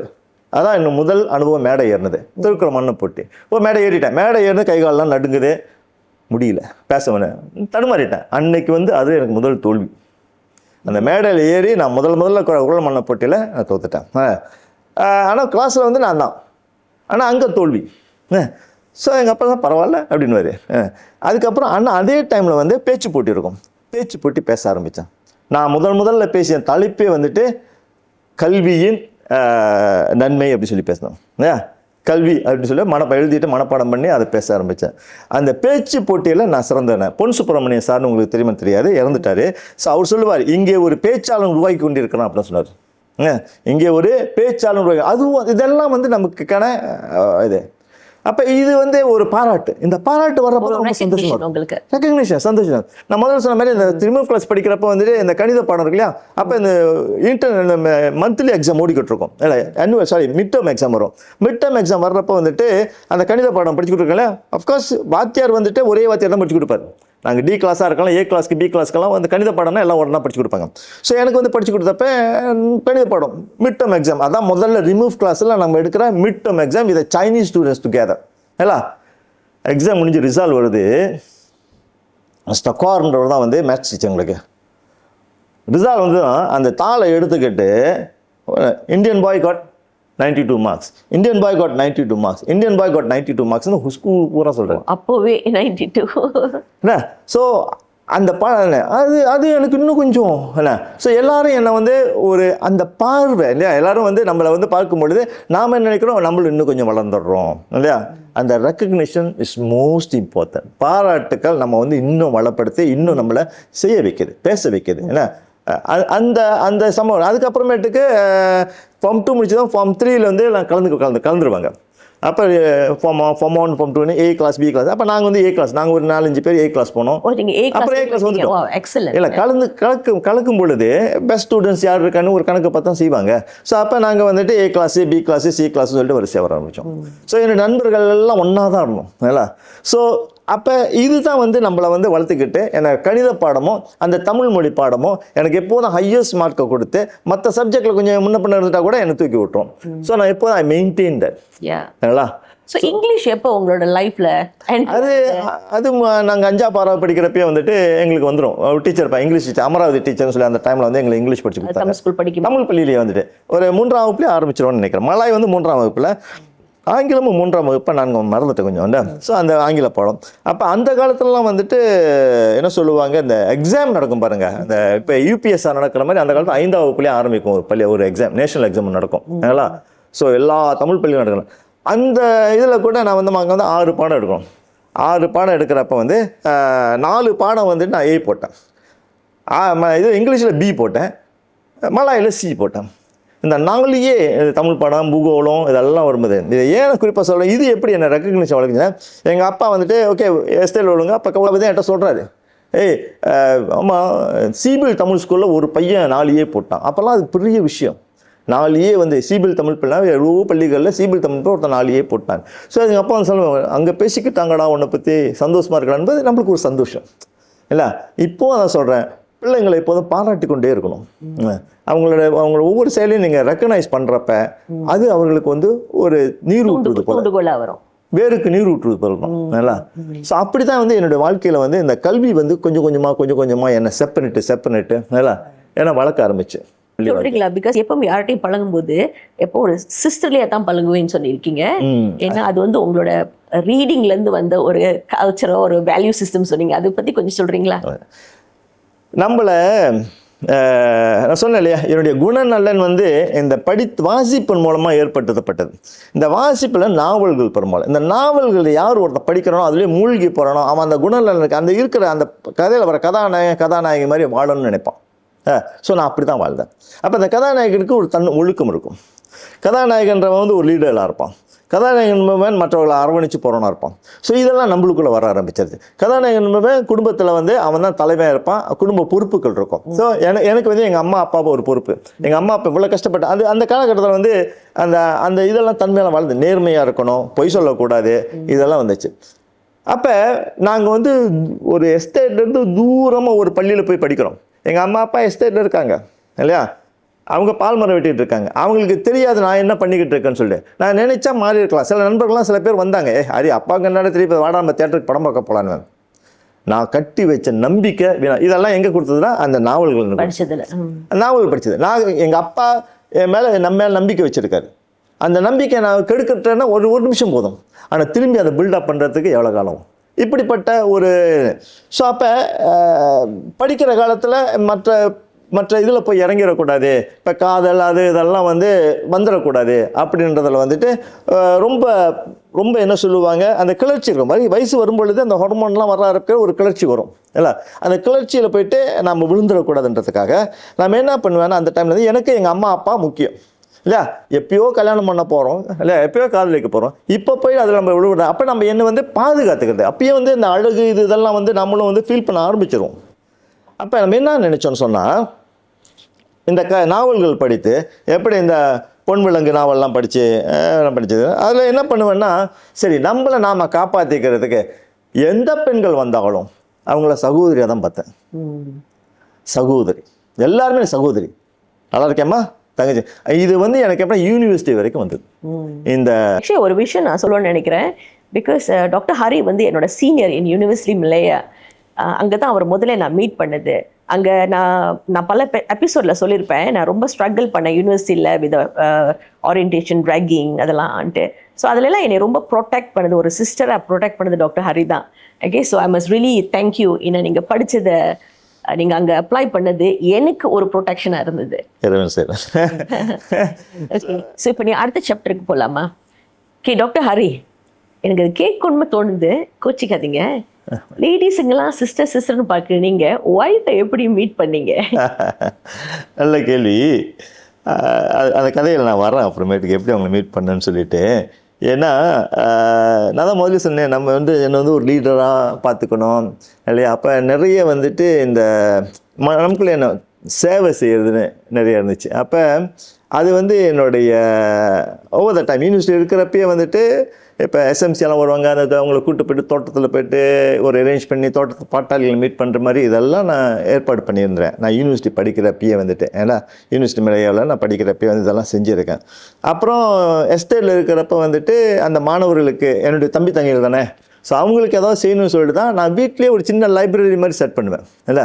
ஸோ எப்போ வந்தாலும் பிள்ளைங்க வந்து அந்த இடத்துல வந்து அந்த புக்கை எடுத்துக்கிட்டு அவங்க பேர் எழுதி வச்சுட்டு போவாங்க, அப்போ படிங்கன்னு சொல்லிட்டு.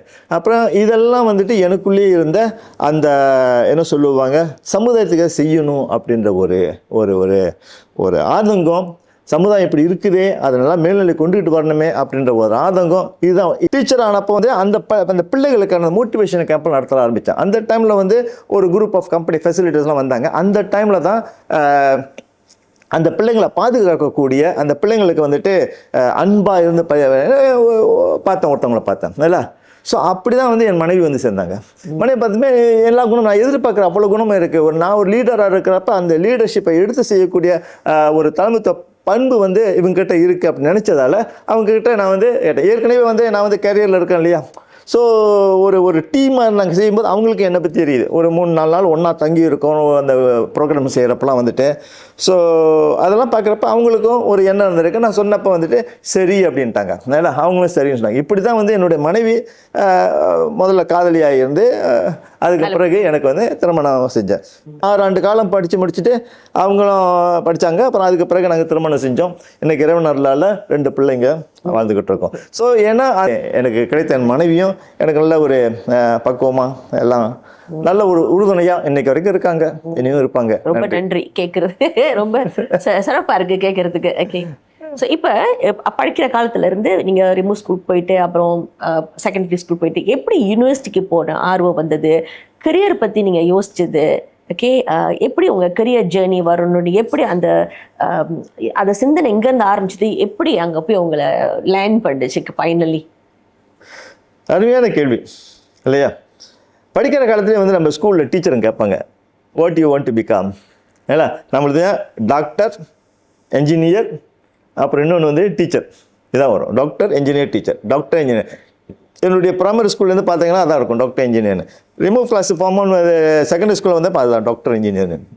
ஸோ எஸ்பிஎம் வரைக்கும் நானும் வந்து ஒரு சிறந்த ஒரு மாணவனாக வந்தேன். ஆனால் இதில் என்ன நடந்ததுன்னா, காலப்போக்கில் வந்து நமக்குன்னு எது வாய்த்து இருக்கிறதோ, எது நடக்கணுமோ அது கண்டிப்பாக நடக்கும் இல்லையா, எனக்கு கிடைக்கணும். இந்த டைமில் என்ன நடந்துச்சுன்னு சொன்னால், எஸ்பிஎம்மில் நல்ல கிரேட் போட்டேன். ஏன்னா very good grade. Science student, நல்ல கிரேட் போட்டேன். அக்ரிகேட் 11 வாங்கினேன். ஆனால் மலாயில் கிரெடிட் இல்லை. மலாயில் கிரெடிட் இல்லைனதுமே செகண்ட் கிரேட் ஆயிடுச்சு. சயின்ஸ் ஸ்டூடெண்ட் செகண்ட் கிரேட் என்னதுமே வந்து நாம் அச்சீவ் பண்ணுறதுக்கு ஒரு தடை வந்துடும். ஆனாலும் அந்த டைமில் என்ன ஆச்சுன்னா, அப்போல்லாம் வந்துட்டு நீங்கள் செகண்ட் கிரேட் இருந்தாலும் சயின்ஸ் சப்ஜெக்ட் ஸ்ட்ராங்காக இருந்தால் நேராக ஃபார்ம் 6 போயிடலாம். ஸோ நான் ஃபார்ம் 6 போயிட்டேன். ஃபார்ம் 6 போனதும் டபுள் மேட்ச். எனக்கு எப்போதும் வந்து டாக்டர் ஆகணும் இல்லை, மேத்ஸ் எனக்கு ரொம்ப பிடிச்சிருந்தாலும் டபுள் மேட்ச் எடுத்தேன். டபுள் மேட்ச் தான் இன்ஜினியர் தான் போக முடியும். ஸோ நம்ம இன்ஜினியரிங் போகணுன்ற ஒரு எண்ணம். அப்போ எனக்கு என்ன 20 வயசு 21 வயசு, அதான் 1983 20 வயசு 21 வயசு நிற்கணும். ஸோ அப்போ நான் படிக்க ஆரம்பித்தோம். இது மாதிரி அந்த சமுதாயம் சேவை செய்யணும், நம்ம சொசைட்டி, நம்முடைய தமிழ் மொழி கழகம், அது இதெல்லாம் வந்து இந்த மாணவர் பண்பாட்டு விழா மூலமாக மிக சிறப்பாக அதெல்லாம் செஞ்சுக்கிட்டு தான் இருக்குது. அப்போ அதில் அந்த ஆர்வம் பெருக மாணவர் சொல்லுவேன், ஒரு குறிக்கோள்னு ஒன்று இருக்கும் பொழுது அதை வந்து நோக்கி நீங்கள் போய்கிட்டு இருக்கணும். அதுவும் குறிப்பாக எக்ஸாம் டைமில் வர்றப்போ வந்துட்டு ஸோ படிப்பில் கோட்டை விட்டுருணும். அப்போ தான் என்னுடைய நண்பர்கள் ஒருத்தர் வந்தார். அவர்கிட்ட சொன்னேன், என் நண்பர் ஒருத்தர் இருக்கார், சேசுராஜின் நண்பர். இப்போ நான் சொல்கிறது இவங்களெல்லாம் வந்து எப்படி என் வாழ்க்கையில் வந்து எனக்கு நல்லது செஞ்சுருக்காங்க, ஒரு நட்பு எப்படி செஞ்சுருக்கேன்னு. ஸோ நான் சேசு இந்த மாதிரி சேசு ஓகே என்னால் படிக்க முடியல. இப்போ ஏன் சொல்ல வரேன்னா, ஏன் என்னோட கேரியர் எப்படி வந்துச்சு, ஏன் இப்படி ஷேப் பண்ணப்பட்டது அப்படின்னு சொல்லிட்டு சொல்ல வரேன். ஸோ அப்போ என்ன இருந்துச்சுன்னா, இவர் வந்தார், ஹரி உட்காரு அப்படின்ட்டு சொன்னார். ஹரி, பாதி கிணறு தாண்டிட்டேன், இன்னும் மீதி கிணறு தான் இருக்குது. இந்த ஃபார்ம் 6 முடிச்சா யூனிவர்சிட்டிக்கு போயிடலாம். ஒரு 6 மாதம் படிக்கிறது ஃபார்ம் 6 படித்து எல்லாம் முடிச்சுட்டு நான் மேத்தமெட்டிக்ஸில் ஒரு A போட்டேன். மேத்தமெட்டிக்ஸ் A போட்டேன். அப்போ வந்து தமிழ் இல்லை, STVM Tamil, science student A போட்டேன். மற்றது ஒரு ஏறக்குறைய ஒரு 2 D ஒரு E போட்டு, ஆனால் எனக்கு ஒரு 37 பாயிண்ட்ஸ் கிடச்சிச்சு யூனிவர்சிட்டிக்கு போகிறது. அப்போ கூட எனக்கு தெரியாது, யாரும் கைடன்ஸ் இல்லை, கிடைக்குமா கிடைக்காதா, ஐயோ இத்தனை சப்ஜெக்ட் இந்த சப்ஜெக்டில் ஃபெயில் பண்ணியிருக்கணுமே என்னென்னு. அப்போது ஒரு சீனியர் எனக்கு சொன்னார், அரே இது கண்டிப்பாக உன்னை எடுத்துக்குவானுங்க, யூனிவர்சிட்டி உனக்கு கண்டிப்பாக இருக்குது ஹரி அப்படின்னாங்க. சரி, அப்போ உடனே போயிட்டு நான் வந்து அப்ளிகேஷன் போடுறேன். அப்ளிகேஷன் அது கண்டிப்பாக இன்ஜினியரிங் போக முடியாது, பிகாஸ் மற்ற சப்ஜெக்ட். அப்போ நான் முதல்ல இன்ஜினியர் நினச்சோன்னு சொன்னேன்ல, அந்த இன்ஜினியரிங் எனக்கு கிடைக்காம போச்சு. தென் நான் வந்து அடுத்து அதை சூஸ் பண்ணேன். அப்போ என்ன பண்ணேன், எனக்கு டீச்சிங்கில் ஒரு என்ன சொல்லுவாங்க, ஒரு தனி அதீத ஆர்வம் உண்டு. ஏன்னா அதெல்லாம் வந்து மற்றவங்களுக்கு உதவி செய்கிறது தானே, அந்த பிள்ளைங்களுக்கு உதவி செய்கிறது, பிள்ளைங்க சந்தோஷமாக. அப்போ நான் வந்து யூனிவர்சிட்டி படிக்கிறப்பே வந்து தமிழ்நெறி மன்றம் இல்லையா, மொரசஸ் ஐயா இருக்கிறப்ப தமிழ் ஃப்ரீ கிளாஸ்லாம் கொடுப்பாங்க. அப்போ யூனிவர்சிட்டியில் போயிட்டு நான் வந்து அங்கே போய் ஃப்ரீ கிளாஸ் சொல்லிக் கொடுப்பேன். அப்போ நான் வந்து மேத்ஸ் சொல்லிக் கொடுப்பேன் இல்லையா. ஸோ என்னோட அந்த டீச்சிங் ஸ்கில் இல்லையா, அதை வளர்த்தது இந்த மாதிரி வகுப்புகள் தான் இல்லையா, நான் சொல்லிக் கொடுத்த வகுப்புகள். என்ன சொல்ல பிள்ளைங்கள்லாம் வந்து, அண்ணன் நீங்கள் ரொம்ப நல்லா படிச்சு கொடுக்கணும்னா அது இன்னும் ஒரு சந்தோஷம், ஓ நான் வந்து நல்ல டீச்சர் ஆக முடியும் அப்படின்னு சொல்லிட்டு நான் என்ன பண்ணேன், முதல் பேஜ் சயின்ஸ் தங்கன் பெண்டிடிகான், சயின்ஸ் தங்கன் தனியார், சயின்ஸ் தங்கன் பெண்டிடிகான் யூனிவர்சிட்டி இல்லையா, சயின்ஸ் தங்கன் பெண்டிடிகான் USM, சயின்ஸ் தங்கன் பெண்டிடிகான் யூனிவர்சிட்டி படுத்தாங்க. எல்லா சாய்ஸும் சயின்ஸ் தங்கன் பெண்டிடிகான் போட்டேன். அவனுங்க பார்த்தவனுங்க இவனுக்கு சயின்ஸ் பெண்டிடிகான் ரொம்ப பிடிக்கும் இருக்குன்னு சொல்லிட்டு தூக்கி நம்ம யூனிவர்சிட்டி மில்லையில் கொடுத்துட்டாங்க. ஸோ அப்படி தான் நான் வந்து அந்த துறையில் உள்ளுக்கு போனேன், சயின்ஸ் அண்ட் பெண்டிடிகான்னு சொல்லிட்டேன் இல்லை. ஸோ அப்போ நான் ஒரு டீச்சர் ஆகிறதுக்கு உறுதி பண்ணிட்டேன். ஸோ அப்புறம் அந்த இதில் படித்து முடித்த கையோட நல்ல வேலை எனக்கு ஸ்காலர்ஷிப், ஸ்டேட் ஸ்காலர்ஷிப் கிடச்சி. யூனிவர்சிட்டியில் எனக்கு இடம் கொடுத்துட்டாங்க. நான் அப்போ எங்கள் சயின்ஸ் அண்ட் பெண்டிடிகான் செய்கிறேன். ஃபர்ஸ்ட் இயர் செகண்ட் இயரில் ஸ்டேட் ஸ்காலர்ஷிப் எழுதி போட்டேன். முதல்ல எனக்கு வருஷம் கிடைக்கல. வருஷம் NLFCS தேசிய நிதி கூட்டுறவு சங்கம் அவங்க எனக்கு ஒரு என்ன சொல்லுவாங்க லோன் கொடுத்தாங்க. ஸோ டாக்டர் சகாதேவன் இருந்தார் அப்போ அவங்க எனக்கு லோன் கொடுத்தாங்க. நான் படித்தேன். அப்புறம் மறாவது செமஸ்டர்லேருந்து நம்ம என்ன சொல்லுவாங்க ஸ்டேட் ஸ்காலர்ஷிப், ஸ்டேட் ஸ்காலர்ஷிப் எனக்கு கிடச்சிச்சு. ஓகே, 4 வருஷம் முடித்தேன்னு வச்சுங்களேன்.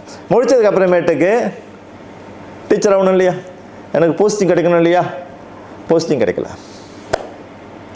ஏன்னா 1988 ரிசெஷன் டைம், வேலை இல்லை. நீங்கள் வேலை பார்த்து எல்லாருக்கும் பிரச்சனை. அப்போ என்னுடைய ஸோ என்ன செய்யறது அப்படின்னு சொல்லிட்டு நான் என்ன பண்ணேன், புருனைக்கு எழுதி போட்டேன். புருனாய்க்கு ஒரு ப்ரைவேட் ஸ்கூலுக்கு எழுதி போட்டேன் டீச்சர்னு. அவங்க சொன்னாங்க சென்ட் ஜான் ஸ்கூல்னு சொல்லி நினைக்கிறேன், சென்ட் என்ட்ரூ ஸ்கூல் நினைக்கிறேன் சென்ட்ரத்தை. ஸோ எழுதி போட்டதுமே அங்கேருந்து லெட்டர் அனுப்புகிறாங்க, we sorry we cannot offer you this job and we கேஐவியில் வச்சுக்கிறோம் அப்படின்னு சொல்லி எனக்கு பதில் அனுப்பிட்டாங்க. எனக்கு லெட்டர் வச்சுருக்கேன். இதுக்கு இடையில் அன்றைக்கி வீட்டில் உட்காந்துட்டு அடுத்து என்ன செய்யலாம், டியூஷன் சொல்லி கொடுக்க ஆரம்பிச்சிட்டேன். ராத்திரியில் புதுசாக டியூஷன் இப்போ சத்தூவில் அப்புறம் இதெல்லாம் வந்து டியூஷன் சொல்லி கொடுத்தேன். திடீர்னு ஒரு இரவு வந்து எனக்கு இன்னொரு ஃப்ரெண்டு சகோதரி அவங்க எனக்கு கால் பண்ணாங்க, ஹரி நியூஸ் பேப்பரில் வந்துட்டு டீச்சர்ஸ் செஷல்ஸில் வேணும்னு கேட்டிருக்காங்க, செஷல்ஸ் ஐலண்டில் டீச்சர் வேணும்னு கேட்டிருக்காங்க, நாளைக்கு இன்டர்வியூக்கு வராங்க, நீ போ ஹரி அப்படின்னாங்க. செஷல்ன்றது ஒரு ஐலண்ட் இல்லைங்களா. ஸோ நான் சொன்னேன் ட்ராய் பண்ணுவோம் என்ன தப்பு அப்படின்னு சொல்லிட்டு, அப்போ அந்த பேப்பரை போய்ட்டு பக்கத்தில் இன்னொருத்தன் அவனும் எனக்கு கோர்ஸ் முடிச்சிட்டான், அவனும் போய்ட்டு பேப்பர் ஆகணும் நியூ ஸ்டேட் டைம்ஸில் வந்துச்சு, எடுத்து பார்த்தோம். மறுநாள் walk in interview minister of education நடந்துச்சு. ஸோ நாங்கள் வந்து ஒரு 30 பேர்கிட்ட போனோம், நானும் எல்லாம் எடுத்துக்கிட்டு வாக்கின் இன்டர்வியூ போனேன். அவங்க பார்த்தாங்க, என்ன அவங்களுக்கு என்ன பிடிச்சி போச்சுன்னு தெரியாது. ஸோ ஓகே உனக்கு வந்து ஆஃபர் பண்ணுறேன்னு சொல்லிட்டு எங்கள் 10 பேருக்கு ஆஃபர் பண்ணாங்க. செஷல்ஸ்ன்றது வந்து அப்போ தான் ஃபர்ஸ்ட் டைம் அவங்க வந்து செகண்டரி டீச்சர்ஸ் வந்திருக்காங்க. அப்போ வந்து டாக்டர் ஸ்ரீ அன்வர் இப்ராஹிம் தான் இதாக இருந்தார், எஜுகேஷன் மினிஸ்டர் இருந்தார். அவர் சொன்னார் அங்கே உள்ள எஜுகேஷன் மினிஸ்டர்கிட்ட, எங்கள் ஊரில் படித்த பட்டதாரிங்க சயின்ஸ் பட்டதாரி ரொம்ப பேர் இருக்காங்க, ஸோ அவங்க அங்கே நீங்கள் கூப்பிட்டு போகலாமே படிப்பு வைக்கிறது அப்படின்னு சொல்ல அந்த தான் வாக்கின் இன்டர்வியூ நடந்துச்சு. ஸோ போனதும் 10 பேரை செலக்ட் பண்ணாங்க. 10 பேரை செலக்ட் பண்ணதும் அதில் வந்து ஒரு 7 பேர் டெண்ட் ஆன் பண்ணிட்டாங்க.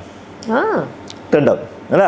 ஸோ ஏன்னா அது ஆப்பிரிக்கா பக்கத்தில் இருக்குது, அதான் காரணம் இல்லையா. ஆப்பிரிக்கா பக்கத்தில் இருக்குது, நான் இங்கே அவ்வளோ தூரம் போகிறதுன்னு சொல்லிட்டு எனக்கு வந்துட்டு நான் 3 பேர் எக்ஸாம், நான் இன்னும் 2 பேர்னு வச்சுங்களேன்.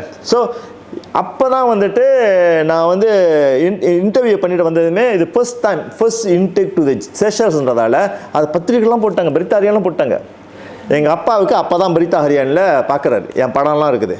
இன்டர்வியூக்கு போயிட்டாங்க, இவங்கெல்லாம் செஷல்ஸுக்கு போகிறாங்கன்னு சொல்லி இன்டர்வியூக்கு போயிருக்காங்க அப்படின்னு சொல்லிட்டு எங்கள் அப்பா அப்போ தான் பார்க்குற பையன் வெளியூர் போகிறான்னு சொல்லி. இது வரைக்கும் நான் வெளியூர் போனதும் இல்லை, கப்பல் ஏறினதில்லை, எதுவுமே இல்லை இல்லை எஸ்டேட் வாழ்க்கை தோட்டப்புற வாழ்க்கையில். அவர் பார்த்து தான் பையன் எங்கே வெளியூர் போகிறானா அப்படின்ட்டு. அப்புறம் அம்மா வெளியூர் கிடைக்கிது, நான் போயிட்டு வந்துரும்பான்ட்டு. உண்மையில் இதெல்லாம் நான் வந்து ஏன்னா இதெல்லாம் நான் சொல்லும்போது நன்றி கடனாக தான் நினைக்கிறேன். எல்லாம் ஏன் நன்றி கடனாக நான் சொல்லி ஆகணும். என் நண்பர்கள் என் வாழ்க்கையில் எப்படி எனக்கு உதவி செஞ்சாங்க அப்படின்னு சொல்லிட்டு. நான் ஒரே பையன், எங்கள் அக்கா திருமணம் பண்ணி போயிட்டாங்க, தங்கச்சி படிச்சுக்கிட்டு இருக்காங்க போர்டிங் ஸ்கூலில். எங்கள் அம்மாவும் எங்கள் அப்பாவும் எஸ்டேட்டில் தனியாக இருக்காங்க. ஸோ எங்கள் அம்மா அப்பாவுக்கு நான் தான் உதவியாக இருக்க வேண்டிய ஆள். ஸோ நான் என்ன செய்கிறது, என் கூட்டாளிங்க வந்து 3-4 பேர் இருந்தாங்க இல்லைங்களா. அவங்க சொன்னாங்க ஏதாவது சொன்ன மாதிரி பொன்முத்து, இளங்கோ, ராஜேந்திரன், அப்புறம் இவங்கெல்லாம் வந்து என்கிட்ட சொன்னாங்க, ஹரி எல்லாருக்கும் இந்த வாய்ப்பு கிடைக்காது, உனக்கு கிடைச்சிருக்கு நீ போயிட்டு வா அப்படின்னாங்க. ஸோ எப்படி எங்கள் அம்மா பற்றி கவலைப்படாத, ஒவ்வொரு வாரமும் சனிக்கிழமை நாங்கள் யாராவது ஒரு ஆளுக்கு அங்கே வீட்டில் எஸ்டேட் வீடு நாங்கள் போய் தங்குறோம், ஞாயிற்றுக்கிழமை நாங்கள் கிளம்புறோம், உனக்கு நாங்கள் ஒவ்வொரு வாரம் ஒரு ஆள். அப்படின்னா இந்த 5 பேரும் அவங்கள பொறுத்தவரை மாதத்தில் ஒரு நாள் தான் போகிறாங்க இல்லையா. கடைசி வரைக்கும் அதை செஞ்சாங்க. நான் 2 ஆண்டுகள் அங்கே இருந்த வரைக்கும் அவங்க வந்து அங்கே போய் பார்த்துக்கோ எங்கள் அம்மா அப்பாவை, எங்கள் அம்மா எனக்கு நியூஸ் அனுப்புவாங்க. அது எனக்கு வந்து ஏதாவது நான் அம்மா அப்பா என்ன ராஜேந்திரன் ஓடுவான் பக்கத்தில் சிங்கரங்க எஸ்டேட்டில் செய்வான், அந்த மாதிரி செஞ்சுருக்காங்க. ஸோ அது வந்து அவங்க அந்த இதை செய்ய நான் வந்து செஷல்ஸ் பண்ணேன். ஸோ செஷல்ஸ் போய் ஏர்போர்ட்டில் நிற்கிறோம், நாங்கள் 3 பேரும் அதான் வந்து ஃபர்ஸ்ட் இன்டெக் இன் செஷல்ஸ் மலேசியன்ஸ் இன்டெக்லாம். அப்புறம் 4வது மாதத்தில் நிறைய பேர் வர ஆரம்பிச்சிட்டாங்க. ஏன்னா நாங்கள் தான் வந்து வெயிட் 3 பேர் செஷல்ஸ் போய் நல்லா சிறப்பாக இருக்காங்க, அதனால் நீங்கள் வந்துட்டு அப்போ அந்த அவுட்டிங் இருக்க அது எனக்கு வேறு வகையான ஒரு என்ன சொல்லுவாங்க ஒரு ஃபார்ம் உருவாக்கி விட்டுச்சு இல்லையா.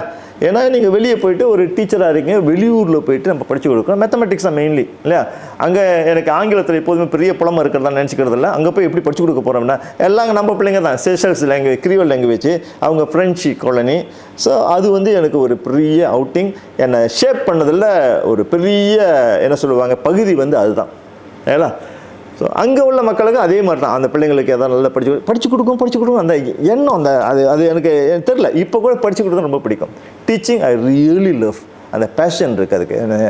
ஸோ அதெல்லாம் நான் செஞ்சு என்னை வளர்த்துக்கிட்ட ஒரு விஷயம். ஸோ செஷல்ஸை முடித்ததும் நம்ம நல்ல பேரை போட்டேன், கரியர் நல்ல பேர் போட்டேன் இறைவனர்லால்.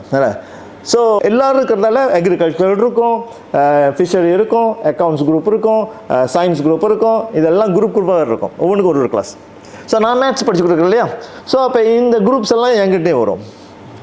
இல்லையா, இன்னொரு ரெக்கக்னிஷன் இறைவன் அருளால். ஸோ இறைவன் அருளால் எல்லா குரூப்லேயும் பெரும்பாலும் என் ஸ்டூடெண்ட்ஸ் வந்து வின் பண்ணிடுறாங்க.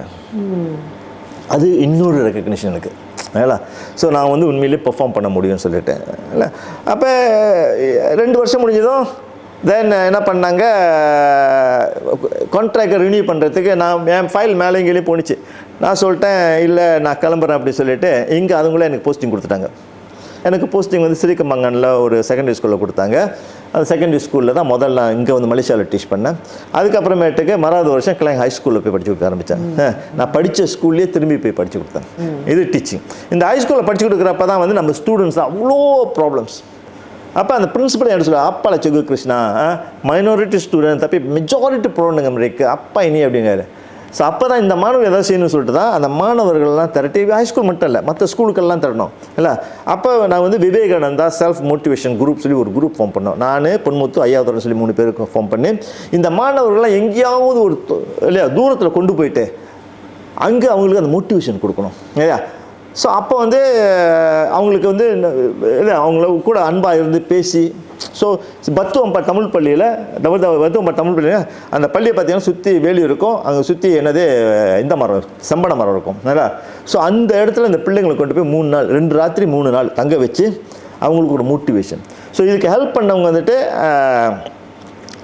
இவர் சுபையா அண்ணன், இங்கிட்டு கிருஷ்ண அண்ணன், அப்புறம் கிருஷ்ணராஜ் அண்ணன், இன்னொருத்தர் 3 பேர் வந்தாங்க. வந்துட்டு அவங்கெல்லாம் வந்து பக்கபலமாக இருந்தாங்க. நாங்கள் வந்து யங்ஸ்டர்ஸ், நான் ஐயாவதுரை பொன்முத்தெல்லாம் யங்ஸ்டர், கல்யாணம் பண்ணாத ஆளுங்க அப்போ அந்த டைமில். ஸோ எங்கள் இந்த பிள்ளைங்கள் வந்து அம்மா அப்பா அனுப்புகிறாங்க, பொம்பளை பிள்ளைங்க இருப்பாங்க, ஆம்பளை பிள்ளைங்க இருப்பானுங்க, என்ன இவங்க தான் எங்களுக்கு பாதுகாப்பு பண்ணாங்க. ஸோ அதுதான் மோட்டிவேஷன் கேம்ப்னு ஆரம்பித்தோம். இந்த பிள்ளைங்களை மோட்டிவேட் பண்ணணும் இல்லையா, சமுதாயத்தின் நிலைமை என்னடா பாருங்கடா அப்படி சொல்லிட்டு அதெல்லாம் மோட்டிவேட் பண்ணுறப்ப வந்துட்டு இந்த பிள்ளைங்க வந்து ஒரு அதில் வந்து நிறைய பேர் நல்லா வந்தாங்க. உண்மையிலே எனக்கு ரொம்ப சந்தோஷமாக இருந்துச்சு. அந்த மோட்டிவேஷன் நாங்கள் 3 பேரா அப்போ எனக்கு யூனிவர்சிட்டியில் படிக்கிற ஒரு 3 பேர் வேணும் ஃபெசிலிட்டேட்டராக. ஸோ அப்போ தான் வந்துட்டு இவங்களை பார்த்தேன், என்னோடய மனைவி இல்லையா, அதுதான் வந்து அவங்க மோட்டிவேஷன் வராங்க கேம்புக்கு, அவங்க ஒரு ஃபெசிலிட்டேட்டராக வராங்க ஏன்னா. ஸோ மோகன சுந்தரி, சாந்தா, சுகந்தி, அப்புறம் மற்ற அவங்கள சார்ந்த மற்றவர்கள்லாம் வந்தாங்க. ஸோ நாங்கள் எல்லாமே வந்து சேர்ந்து அந்த குரூப் வந்து நிறைய கேம்ப் நடத்த ஆரம்பித்தோம் ஸ்டூடெண்ட்ஸுக்கு. And was really wonderful. நிறைய பேரை மாற்றுனுச்சு. படித்து கொடுத்தோம் இல்லையா, படிச்சுதான் போரிங்கில் நான் என்னை வந்து மேம்படுத்தணுன்ற எண்ணம் எனக்கு வந்துச்சு. ஏன்னா டீச்சிங்கில் இருக்கும், வெறும் ஃபர்ஸ்ட் டிகிரியை மட்டும் வச்சுட்டு போயிட்டு இருக்க முடியாது. அப்போ அந்த ஃபர்ஸ்ட் டிகிரின்றதே நான் முதல்ல சொன்ன மாதிரி யூனிவர்சிட்டி விளையாக்க நான் தான் எஸ்டேட்லேருந்து ஆள் இறைவனரில் போய் சேர்ந்தேன். ஓகேங்களா. எஸ்டேட் மக்களெல்லாம் எனக்கு ஆதரவு கொடுத்தாங்க. நான் கிராஜுவேட் பண்ணுறப்ப எல்லாம் வந்திருந்தாங்க. அது என்னோடய ஃபர்ஸ்ட் டிகிரி எஸ்டேட்லேயே வந்துட்டு ஆள் நான் யூனிவர்சிட்டிக்கு போயிருந்தேன். ஸோ அந்த ஒரு அதுக்கு பிறகு நிறைய மாணவர்கள் என்னை ஃபாலோ பண்ணியிருப்பாங்க. இப்போல்லாம் ரொம்ப எளிதாக போயிடலாமே. ஸோ அதுக்கு பிறகு வந்தாங்க. பக்கத்தில் இருக்க பக்கத்து வீட்டு பையன்லாம் எனக்கு கிராஜுவேட் பண்ணிட்டு ரொம்ப சந்தோஷமாக இருக்குது கேட்குறப்ப வந்துட்டு. ஏன்னா நான் படிக்கிறப்ப வந்து எனக்கு முன்னால் எஸ்டேட் யூனிவர்சிட்டிக்கு போகிறதுக்கு முன்னால் ஒரே ஒரு தான் பூங்காத அக்கான்னு ஒருத்த அக்கா இருந்தாங்க. அவங்க தான் வந்து டீச்சர்ஸ் ட்ரைனிங் காலேஜ் போனாங்க. இந்த மேக்ஸிமம் பெஸ்ட் போனது அவங்க தான். அவங்க சயின்ஸ் ஸ்டூடெண்ட் சயின்ஸ் புக்கெல்லாம் என்கிட்ட கொடுத்தாங்க. நான் வந்து ஃபார்ம் 5 ஃபார்ம் 6 படிக்கிறப்பலாம் வந்து ஃபார்ம் 5 படிக்கிறப்பலாம் வந்து. ஸோ இது அந்த முடிச்சு தான் நான் வந்து மேற்கொண்டு படிக்கணுன்றதுக்காக தான். அப்போ படிக்கணும்னா என்ன பண்ணுறது, டீச்சிங் வேணும். அப்போ நான் ஏதாவது வந்துட்டு இந்த லைன் கார்ப்பரேட் லைனுக்கு போகலான்னு நினச்சிக்கிட்டு பிளான் பண்ணி நம்ம நினைக்கிறோம், அந்த நடக்கிறது வேறையாக இருக்குது. ஏன் சார் நான் என்ன பண்ணேன், ஒரு கார்ப்பரேட்டில் பண்ணிட்டு அப்போ நான் சொன்னேன் ஒரு ஆஃபர் வந்து புருனாய் மாதிரி ஒரு இடத்துக்கு போயிட்டு காசை சம்பாதிச்சு எடுத்துக்கிட்டு யூகே போயிடலாம் அப்படி தான் நான் பிளான் பண்ணேன். யூகே போயிட்டு நம்ம MBA முடிச்சுட்டு அப்படி முடிக்கலாம் அப்படியே பிளான் பண்ணேன். ஸோ இதை செஞ்சுக்கிட்டு தேடல் நிறைய தேடினேன். அப்போல்லாம் கூகுள்லாம் இல்லை, நம்ம கேட்குறது அதை பார்க்குறது. ஸோ அப்போ வந்து புருனாயில் ஒரு ஆஃபர் வந்துச்சு. ஸோ நான் புருனாய்க்கு எழுதி போட்டேன். மீன்வாயில் ஜப்பனீஸ் ஸ்காலர்ஷிப் ஒன்று வந்துச்சு மாஸ்டர்ஸ் செய்கிறதுக்காக. அவங்க வருஷம் மார்ச் ஏப்ரலில் நீங்கள் வந்து ஓப்பன் பண்ணுவாங்க மொம்புஷோ ஸ்காலர்ஷிப். இப்போ வந்து மொன்பு ககா குஷோன்னு சொல்லுவாங்க.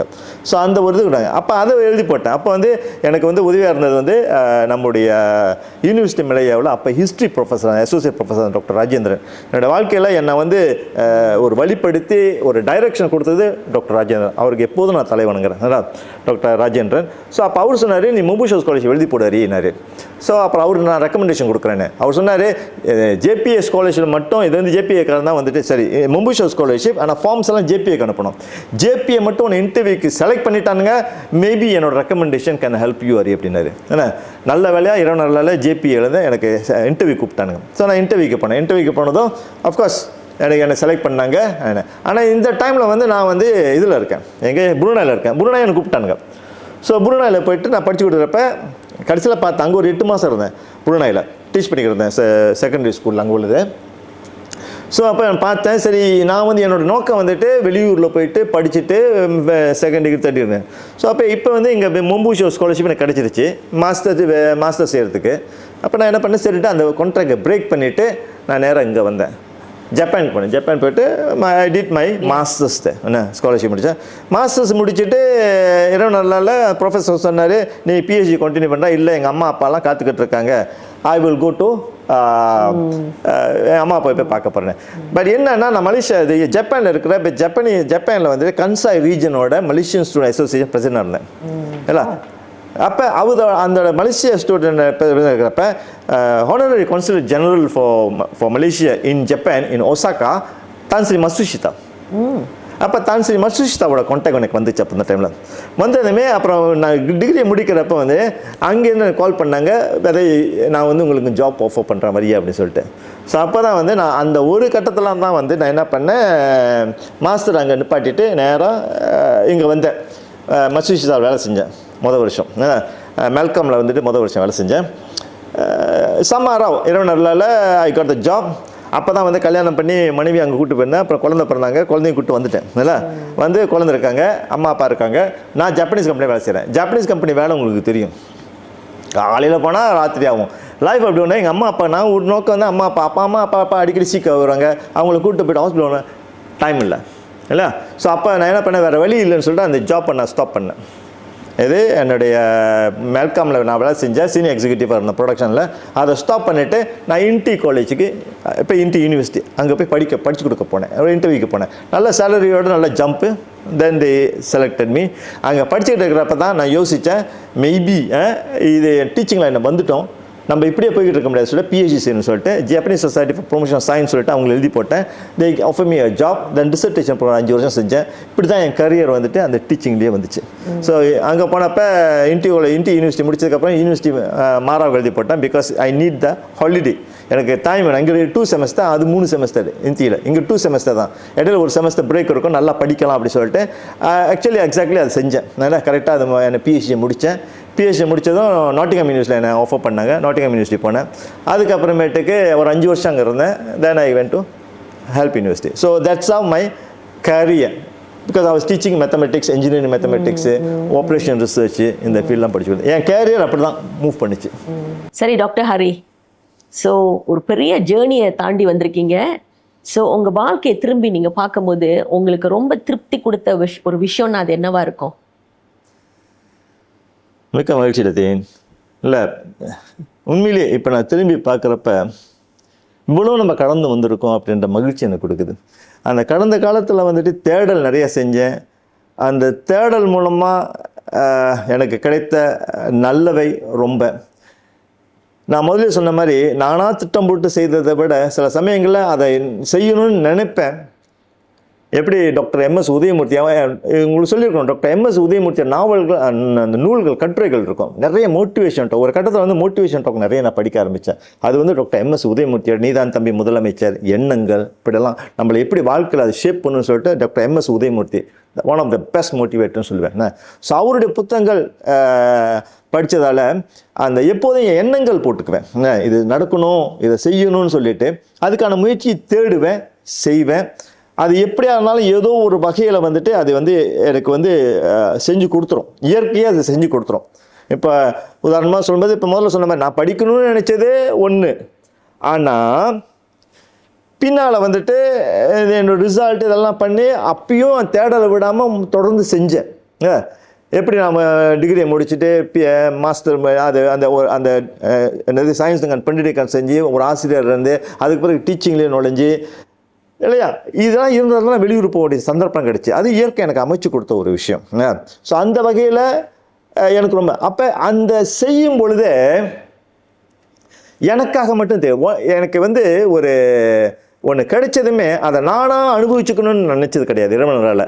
எங்கள் அப்பா அப்படி தான். எங்கள் அப்பா செஞ்ச புண்ணியம் என்னை காப்பாற்றுனுச்சு. எனக்கு இந்த ஸ்காலர்ஷிப் இதெல்லாம் வந்து எங்கள் அப்பா செய்த புண்ணியம், எங்கள் அம்மா செய்த இல்லையா என்னை பார்த்துக்கிட்ட அந்த விதம், அந்த அது தான் எங்களுக்கு வந்துட்டு ஒரு புண்ணியமாக வந்து சேர்ந்தது.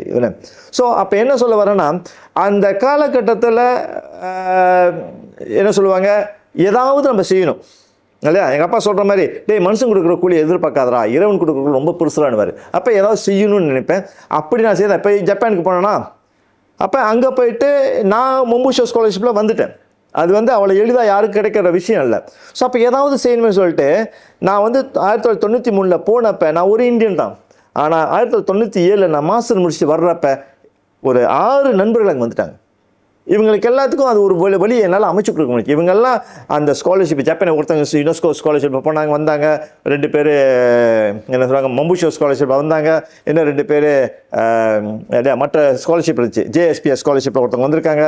இதெல்லாம் என்னால் அரேஞ்ச் பண்ணி நான் யோசிப்பேன் வந்து இவங்களுக்கு நம்ம எதுவும் செய்யலாமே அப்படி சொல்லிட்டு எனக்குள்ளேயே நான் வச்சு கொண்டது கிடையாது. என் ப்ரொஃபஸரை எல்லாருக்கும் இன்க்ரீஸ் பண்ணி விடுவேன். இல்லை எனக்கு கிடைச்ச இன்னொரு அருமையான ஒரு ப்ரொஃபஸர் வந்து ப்ரொஃபஸர் இஷி யுரோவாக்கி இல்லையா. அது வந்து எனக்கு ஜப்பனீஸ் கவர்மெண்ட்டே அந்த ப்ரொஃபஸரை எனக்கு செலக்ட் பண்ணி கொடுத்தது என் வாழ்க்கையில். அதுவும் வந்து அவர் வந்து அமைஞ்ச விதம் வந்து ரொம்ப அற்புதமான ஒரு விஷயம். எனக்கு நல்லா கைடாக இருந்தார். ஸோ அவர் மூலமாக இவங்களுக்கெல்லாம் ஒரு ப்ரொஃபஸர் தேடுவேன். எல்லாம் என் சில நண்பர்கள்லாம் இருக்காங்க அவங்க எல்லாம். ஸோ அவங்க வாழ்க்கையில் ஒரு வரத்துக்கு நானும் ஒரு கருவியாக இருந்திருக்கின்றது மகிழ்ச்சி. அவங்களும் இன்றைக்கி உயரத்தில் இருக்காங்க நிறைய பேர். ஸோ அவங்களுக்கு நான் ஒரு இதாக இருக்கேன். அப்போ எல்லா நேரங்கள்லையும் நான் எதுவும் செய்ய நினைச்சதெல்லாம் இறைவனால் செஞ்சுருக்கேன். இல்லை எனக்கு முதல் ஸ்காலர்ஷிப் கிடைச்சி அந்த ஸ்காலர்ஷிப்பில் அப்போ தான் எஸ்டேட்டில் என்னெல்லாம் அண்ணன் சொல்லிக்கிட்டு இருக்கிற பிள்ளைங்கள்லாம் இருந்தாங்க. ஸோ அவங்களுக்கு எதாவது செய்யணுமென்னா அந்த பிள்ளைங்க வந்து முறை SPMல ஃபெயில் பண்ணிட்டாங்க. என் ஸ்காலர்ஷிப் ஒரு பகுதி எடுத்து அவங்களுக்கு கொடுத்து அந்த பிள்ளைங்களை திரும்பி படிக்க வச்சு இன்றைக்கி என்னை பார்த்து அண்ணன்னுவாங்க. எனக்கு ரொம்ப மகிழ்ச்சியாக இருக்கும். வளர்ந்துட்டாங்களே இல்லையா. நான் அன்றைக்கி வந்து அந்த காசை வந்து வேறு எதுக்காக பயன்படுத்தினா இன்றைக்கி இந்த சந்தோஷம் எனக்கு கிடைக்க போகிறதில்ல இல்லை. ஸோ இந்த மாதிரியான என்ன சொல்லுவாங்க நல்லவைகள்லாம் என்னை வந்து அடைஞ்சது எனக்கு ரொம்ப மகிழ்ச்சியாக இருக்குது. திரும்பி பார்த்தா நம்ம இப்படி செஞ்சுருக்கோமா இல்லையா, அது எனக்கு ரொம்ப மகிழ்ச்சியாக இருக்குது. சொல்கிறேனே இதை அடைஞ்ச விதமும் சரி. என்னோட நோக்கம் என்ன, நான் இன்ஜினியர் ஆகணும். ஆனால் காலம் பாருங்கள் எப்படி எனக்கு கொடுத்துருக்குன்னு சொல்லிட்டு இன்றைக்கி என் சர்டிஃபிகேட் எடுத்தப்போ மாஸ்டர்ஸ் ஆஃப் இன்ஜினியரிங் தான் இருக்கும், PhD இன் இன்ஜினியரிங் தான் இருக்கும். ஏன்னா நான் எடுத்த அந்த துறை வந்துட்டு ஆப்ரேஷன் சொல்லுவாங்க. OR வந்துட்டு அந்த யூனிவர்சிட்டியில் அண்டர் இன்ஜினியரிங் ஃபேக்கல்ட்டி. ஸோ எனக்கு கிடைச்சது இன்ஜினியரிங் டிகிரி. ஸோ இது வந்து இறைவனா எனக்கு பார்த்துக்கூட இயற்கை எனக்கு பார்த்துக்கூடாது. இன்றைக்கே என்ன எடுத்துக்கிட்டிங்கன்னா PhD இன் இன்ஜினியரிங் டாக்டர் ஹரிகிருஷ்ணன் PhD இன் இன்ஜினியரிங் ஒசாகா யூனிவர்சிட்டி தான் வரும். ஸோ இதுதான் வந்து பின்னாளில் எனக்கு கிடைச்ச எனக்கு ரொம்ப சந்தோஷமாக இருக்குது இல்லையா. திருப்தியான ஒரு வாழ்க்கை, சந்தோஷமாக இருக்குது. முடிஞ்ச வரைக்கும் மற்றவர்களுக்கு ஹெல்ப்பாக இருந்திருக்கேன். யாருக்குமே வந்து நான் தீங்கு நினைச்சது கிடையாது. நம்ம எல்லாம் அப்படி தான் இல்லை, யாருக்கும் தீங்கு செஞ்சு அதன் மூலமாக வளரணும், ஏமாற்றி பழைச்சி அதெல்லாம் எதுவுமே இல்லாமல் நாங்களாம் ஏமாற்றப்பட்டிருக்கோம். எவ்வளோ வாழ்க்கையில் ஆப்ஸ் அண்ட் டவுன்ஸ் பார்த்துருக்கோம். ஏமாற்றப்பட்டு மற்றவங்களாம் ஏமாற்றப்பட்டு அதெல்லாம் நடந்திருக்கு. ஆனால் நாம் யாரும் ஏமாற்றியது கிடையாது. நமக்கு இன்றைக்கும் நம்ம பிள்ளைங்க மனைவி போய் ஜப்பானில் படித்தாங்க, பிள்ளைங்க போய் ஜப்பானில் படிக்கிறாங்க இறைவனர்களால் இல்லையா. ஸோ இதெல்லாம் வந்துட்டு நாம் செய்த நல்ல புண்ணியங்கள் சொல்ல. எங்கள் அப்பா முன்னோர்கள் செய்த புண்ணியங்கள், நம்ம செஞ்ச புண்ணியங்கள் இல்லையா. எப்போதும் சொல்லுவாங்க இல்லையா, யாதும் ஊரே யாவரும் கேளீர், தீதும் நன்றும் பிறதர வாரா, நோதலும் தனிதலும் அவற்றோர் என்ன. நீ என்ன செய்யறோ உனக்கு அது வந்து சேரும். நல்லது செய், நல்லதே நடக்கும். எக்ஸலன்ட். ஓகே, இப்போ என்னோட கடைசி கேள்விக்கு வந்துட்டேன். All in one. உங்களை நினச்சா ரொம்ப பெருமையாக இருக்குது. ஒரு எஸ்டேட் பின்னணியாக இருந்தாலும் அது எவ்வளோ தூரம் உங்களை கொண்டு போயிருக்கு, என்னென்ன நாட்டுக்கு கொண்டு போயிருக்கு. ஜப்பானில் இப்போ உங்கள் என்டையர் ஃபேமிலி ஜப்பானில் படித்து ஒரு career and all that build பண்ணியிருக்காங்க. ஸோ ரொம்ப பெருமையாக இருக்குது. ஸோ இப்போ நம்ம சமுதாயத்தை எடுத்துட்டோம்னாக்கா நிறைய விஷயம் நம்மளை பாதிச்சிட்ருக்கு. எஸ்பெஷலி நம்ம யங்ஸ்டர்ஸ் ஃப்யூச்சரில் நிறைய விஷயம் நடக்க போகுது, நடந்துகிட்ருக்கு இப்போவும். ஸோ இப்போ நம்ம மாட்டிக்கிட்டோம் அப்படின்னு ஒரு ஃபீல் பண்ணுறவங்க, இல்லை நம்ம எப்படி இதில் தத்தளிச்சிட்டு இருக்கோம், என்ன செய்ய போகிறோம், ரொம்ப ட்ராப்டாக இருக்குமே அப்படின்னு நினைக்கிற அந்த இளைஞர்களுக்கு இப்போ நடக்கிற விஷயத்தெல்லாம் சேர்த்து வச்சு இந்த AI உலகம் வந்துருச்சு ரைட், இதுக்கெல்லாம் நீங்கள் அவங்களுக்கு என்ன ஒரு அட்வைஸ் கொடுப்பீங்க? இந்த காலம் வந்து வரப்பிரசாதம். டெக்னாலஜி வந்துட்டு எங்கேயோ உயர்ந்து வந்துட்டுது. அடிப்படையில் உங்களுக்கு தேவையானது என்ன, தேடல். தேடுங்க, கிடைக்கும், கண்டிப்பாக கிடைக்கும். இது இல்லைன்னா அது இல்லைன்னா அது கண்டிப்பாக கிடைக்கும். நீங்கள் எந்த அளவுக்கு தேடுறீங்களோ. எங்களுக்கு ஒரு காலத்தில் வந்து நாங்கள் போய் சிலரை பார்க்கணும், அவங்ககிட்ட கேட்டால் தான் ஒரு சீனியர் வந்து எனக்கு சொன்னால் தான் இந்த வாய்ப்பு இருக்கான்னு. இப்போ அப்படி இல்லை. உனக்கு ஒரு ஸ்காலர்ஷிப் வேணுமா, தேடு, கிடைக்கும். இல்லையா? கூகுளில் போய் தட்டு, உனக்கு வேண்டியது உனக்கு வந்து கிடைச்சிரும். அப்போ தேடுங்க, கிவ் அப் பண்ணாதீங்க. இப்போ அந்த காலத்தில் வந்து ஒரு விஷயம் என்னன்னா, உதாரணமாக படிப்பு மட்டும்தான் எங்களுக்கெல்லாம், படிப்பால் மேலே வரலாம், ஒரு சர்டிஃபிகேட் இல்லையா, SPM இருக்கணும், STPM இருக்கணும், யூனிவர்சிட்டி ஃபர்ஸ்ட் டிகிரி இருக்கணும், இளங்கலை பட்டம் இருக்கணும், முதுகலை பட்டம் இருக்கணும், PhD பட்டம் இருக்கணும்னு சொல்லிட்டு, அப்போ இவெல்லாம் படிக்கிற பிள்ளை, இவன் படிக்கிறான், அதனால இவன் வந்து முன்னுக்கு, நான் படிக்கல, எனக்கு படிப்பு வரல அப்படின்னு எந்த ஒரு இளம் உள்ளமோ எந்த ஒரு இளைஞனும் யோசிக்க வேண்டிய அவசியமே இல்லை. ஏன்னா இப்போ உள்ள காலகட்டம் மாறிடுச்சு. கல்வி என்பது 2 வகையான கல்வி. ஒன்று இந்த நான் முதல்ல சொன்ன மாதிரி இந்த ஃபார்மலான ஒரு எஜுகேஷன், டிகிரி எடுத்து மேலே போகிறது. இன்னொன்று தொழில்திறன் பயிற்சி. எனக்கு தெரிஞ்சு தொழில்திறன் பயிற்சின்னு சொல்லிட்டு அதுலேயே வந்தவங்க நிறைய பேர் இருக்காங்க. வொகேஷனல் ஸ்கூல், பாலிடெக்னிக்ஸ் இல்லையா, கம்யூனிட்டி காலேஜஸ், டிபெட் எஜுகேஷன், இதெல்லாம் இருக்குது. நீங்கள் போங்க, அது உள்ள நுழைங்க, SPM ரிசல்ட் எப்படி இருக்குன்னு பாருங்கள். ஓகேயா? SPM ரிசல்ட் உங்களுக்கு நல்லா இருந்துச்சுன்னா உடனே ஒரு பாலிடெக்னிக் யூனிவர்சிட்டிக்கு போயிடலாம். அப்படி இல்லையா பாலிடெக்னிக் போங்க. அப்படி இல்லையா நீங்கள் கம்யூனிட்டி காலேஜ் போகலாம். ஒரு 3 பாஸ் 4 பாஸ் இருக்கணும். அப்படியும் இல்லையா எழுத படிக்க தெரிஞ்சால் போதும்பா. மலாய் எழுத படிக்க என்ன தெரிஞ்சால் போதும். இந்த 3 இருந்தாலும் போதும். PTPKன்னு சொல்லி இருக்கு, அது வந்து உங்களுக்கு ஒரு ஸ்காலர்ஷிப், ஃப்ரீ எஜுகேஷன் கொடு, லோன் கொடுக்குது. நீங்கள் ஏதாவது ஒரு காலேஜில் ஒரு தொழில்திறன் படுத்துங்க. அந்த தொழில்திறன் பயிற்சி எடுத்துக்கிட்டிங்கன்னா, ஒரு மெக்காட்ரானிக் எடுக்கிறீங்களா, அல்லது ஒரு இல்லையா ஆட்டோமோட்டிவ் எடுக்கிறீங்களா, அல்லது ஒரு அக்கௌண்ட் சர்வீஸ் செய்கிறீங்களா, இதை வச்சே உங்கள் வாழ்க்கையில் முன்னுக்கு வந்துடலாம், நிச்சயமாக வரலாம். ஸோ எவனாவது ஒரு இப்போ நான் படிக்கலை, எனக்கு படிக்க பிடிக்கலை, அதனால் நான் எனக்கு என்ன இருக்குது வாழ்க்கை அப்படின்னு சொல்லி உட்காந்துன்னா, உன்னை விட இல்லையா, உன்னை விட மன்னிக்கணும் அந்த வார்த்தை பயன்படுத்த முட்டாள் வேறு எவனும் இல்லை. ஏன்னா கையில் ஒன்றும் இல்லை, கையில் ஒன்றும் இல்லை, கையில் ஒன்றும் இல்லை அப்படின்னு சொல்லி உட்காந்துருக்கிறத விட உன் கையில் 10 விரல் இருக்கு இல்லையா, 10 விரல் இருக்குது, 10 விரலும் உனக்கு மூலதனம். இந்த 10 விரலை வச்சு நீங்கள் என்னென்னமோ செய்யலாம். கூகுளை தட்டுங்க, உங்களுக்கு என்ன வேணும் கிடைக்கும், எல்லாமே கிடைக்கும். எனக்கு தெரிஞ்சு டிபெட் எஜுகேஷனில் படித்து இல்லையா ஒரு தொழில் திறனை கற்றுக்கிட்டு, பாலிடெக்னிக்கில் போய் தொழில் திறனை கற்றுக்கிட்டு PhD முடித்தவங்களாம் எனக்கு தெரியும். இன்றைக்கி PhD யூனிவர்சிட்டி எம்டெக் யூனிவர்சிட்டிஸ்லாம் வந்து அவங்க ப்ரொஃபஸராக இருக்காங்க இல்லை. ஸோ வாய்ப்புகள் நிறைய இருக்குது. அதனால் முடிஞ்ச வரைக்கும் இல்லை உங்களை நீங்கள் வளர்த்துக்க பாருங்கள். நீங்கள் வளரும் போதே மற்றவங்களும் கூட வளர்க்க பாருங்கள். ஸோ ஒருத்தனையே அனுபவிக்க நினைக்க வேணாம். நீங்கள் மற்றவங்கள வாய்ப்பு கொடுக்கும்போது நீங்கள் இன்னும் கொஞ்சம் பெருகுவீங்க, இன்னும் கொஞ்சம் பெருசாக வருவீங்க. கண்டிப்பாக உங்களுக்கு இயற்கை உதவி செய்யும் இல்லையா. 4 பேர் வந்து உங்களுக்கு உதவி கண்டிப்பாக செய்வாங்க. ஸோ அதனால் என்ன சொல்ல வரேன்னா, இளைஞர்கள் ஒரே இடத்துல உட்காராதீங்க. முடிஞ்ச வரைக்கும் உங்களோட திறனை வளர்த்து கொள்ளுங்க, நிறைய படிங்க, வாசிப்பு செய்யுங்க. இதை போயிட்டு நண்பர்கள் போயிட்டு தவறான நண்பர்களோட சேராதீங்க. அப்படி சேர்றதை விட நல்ல நண்பர் சேர்ந்துக்கிட்டு 4 பேருக்கு நல்லது செய்ய முடியும்னா நல்லது செய்யுங்க. கெட் த பிளெஸிங்ஸ் இல்லையா. மற்றவங்க இருப்பாங்க, நீங்கள் போய் ஒரு ரோட்டை க்ராஸ் பண்ணுற ஒரு அம்மாவுக்கு நீங்கள் உதவி செஞ்சால் கூட அந்த அம்மா கடைசி ஒரு வார்த்தை சொல்லுவாங்க தெரியுங்களா, நல்லாரு தம்பி அப்படின்ட்டு. அந்த பிளெஸிங்ஸ் எடுங்க. எனக்கு அந்த பிளெஸிங்ஸ்லாம் என் வாழ்க்கையில் நிறைய உதவிச்சு, இன்றைக்கி நான் அதான் சொல்லிக்கிட்டு இருக்கேன் இல்லையா.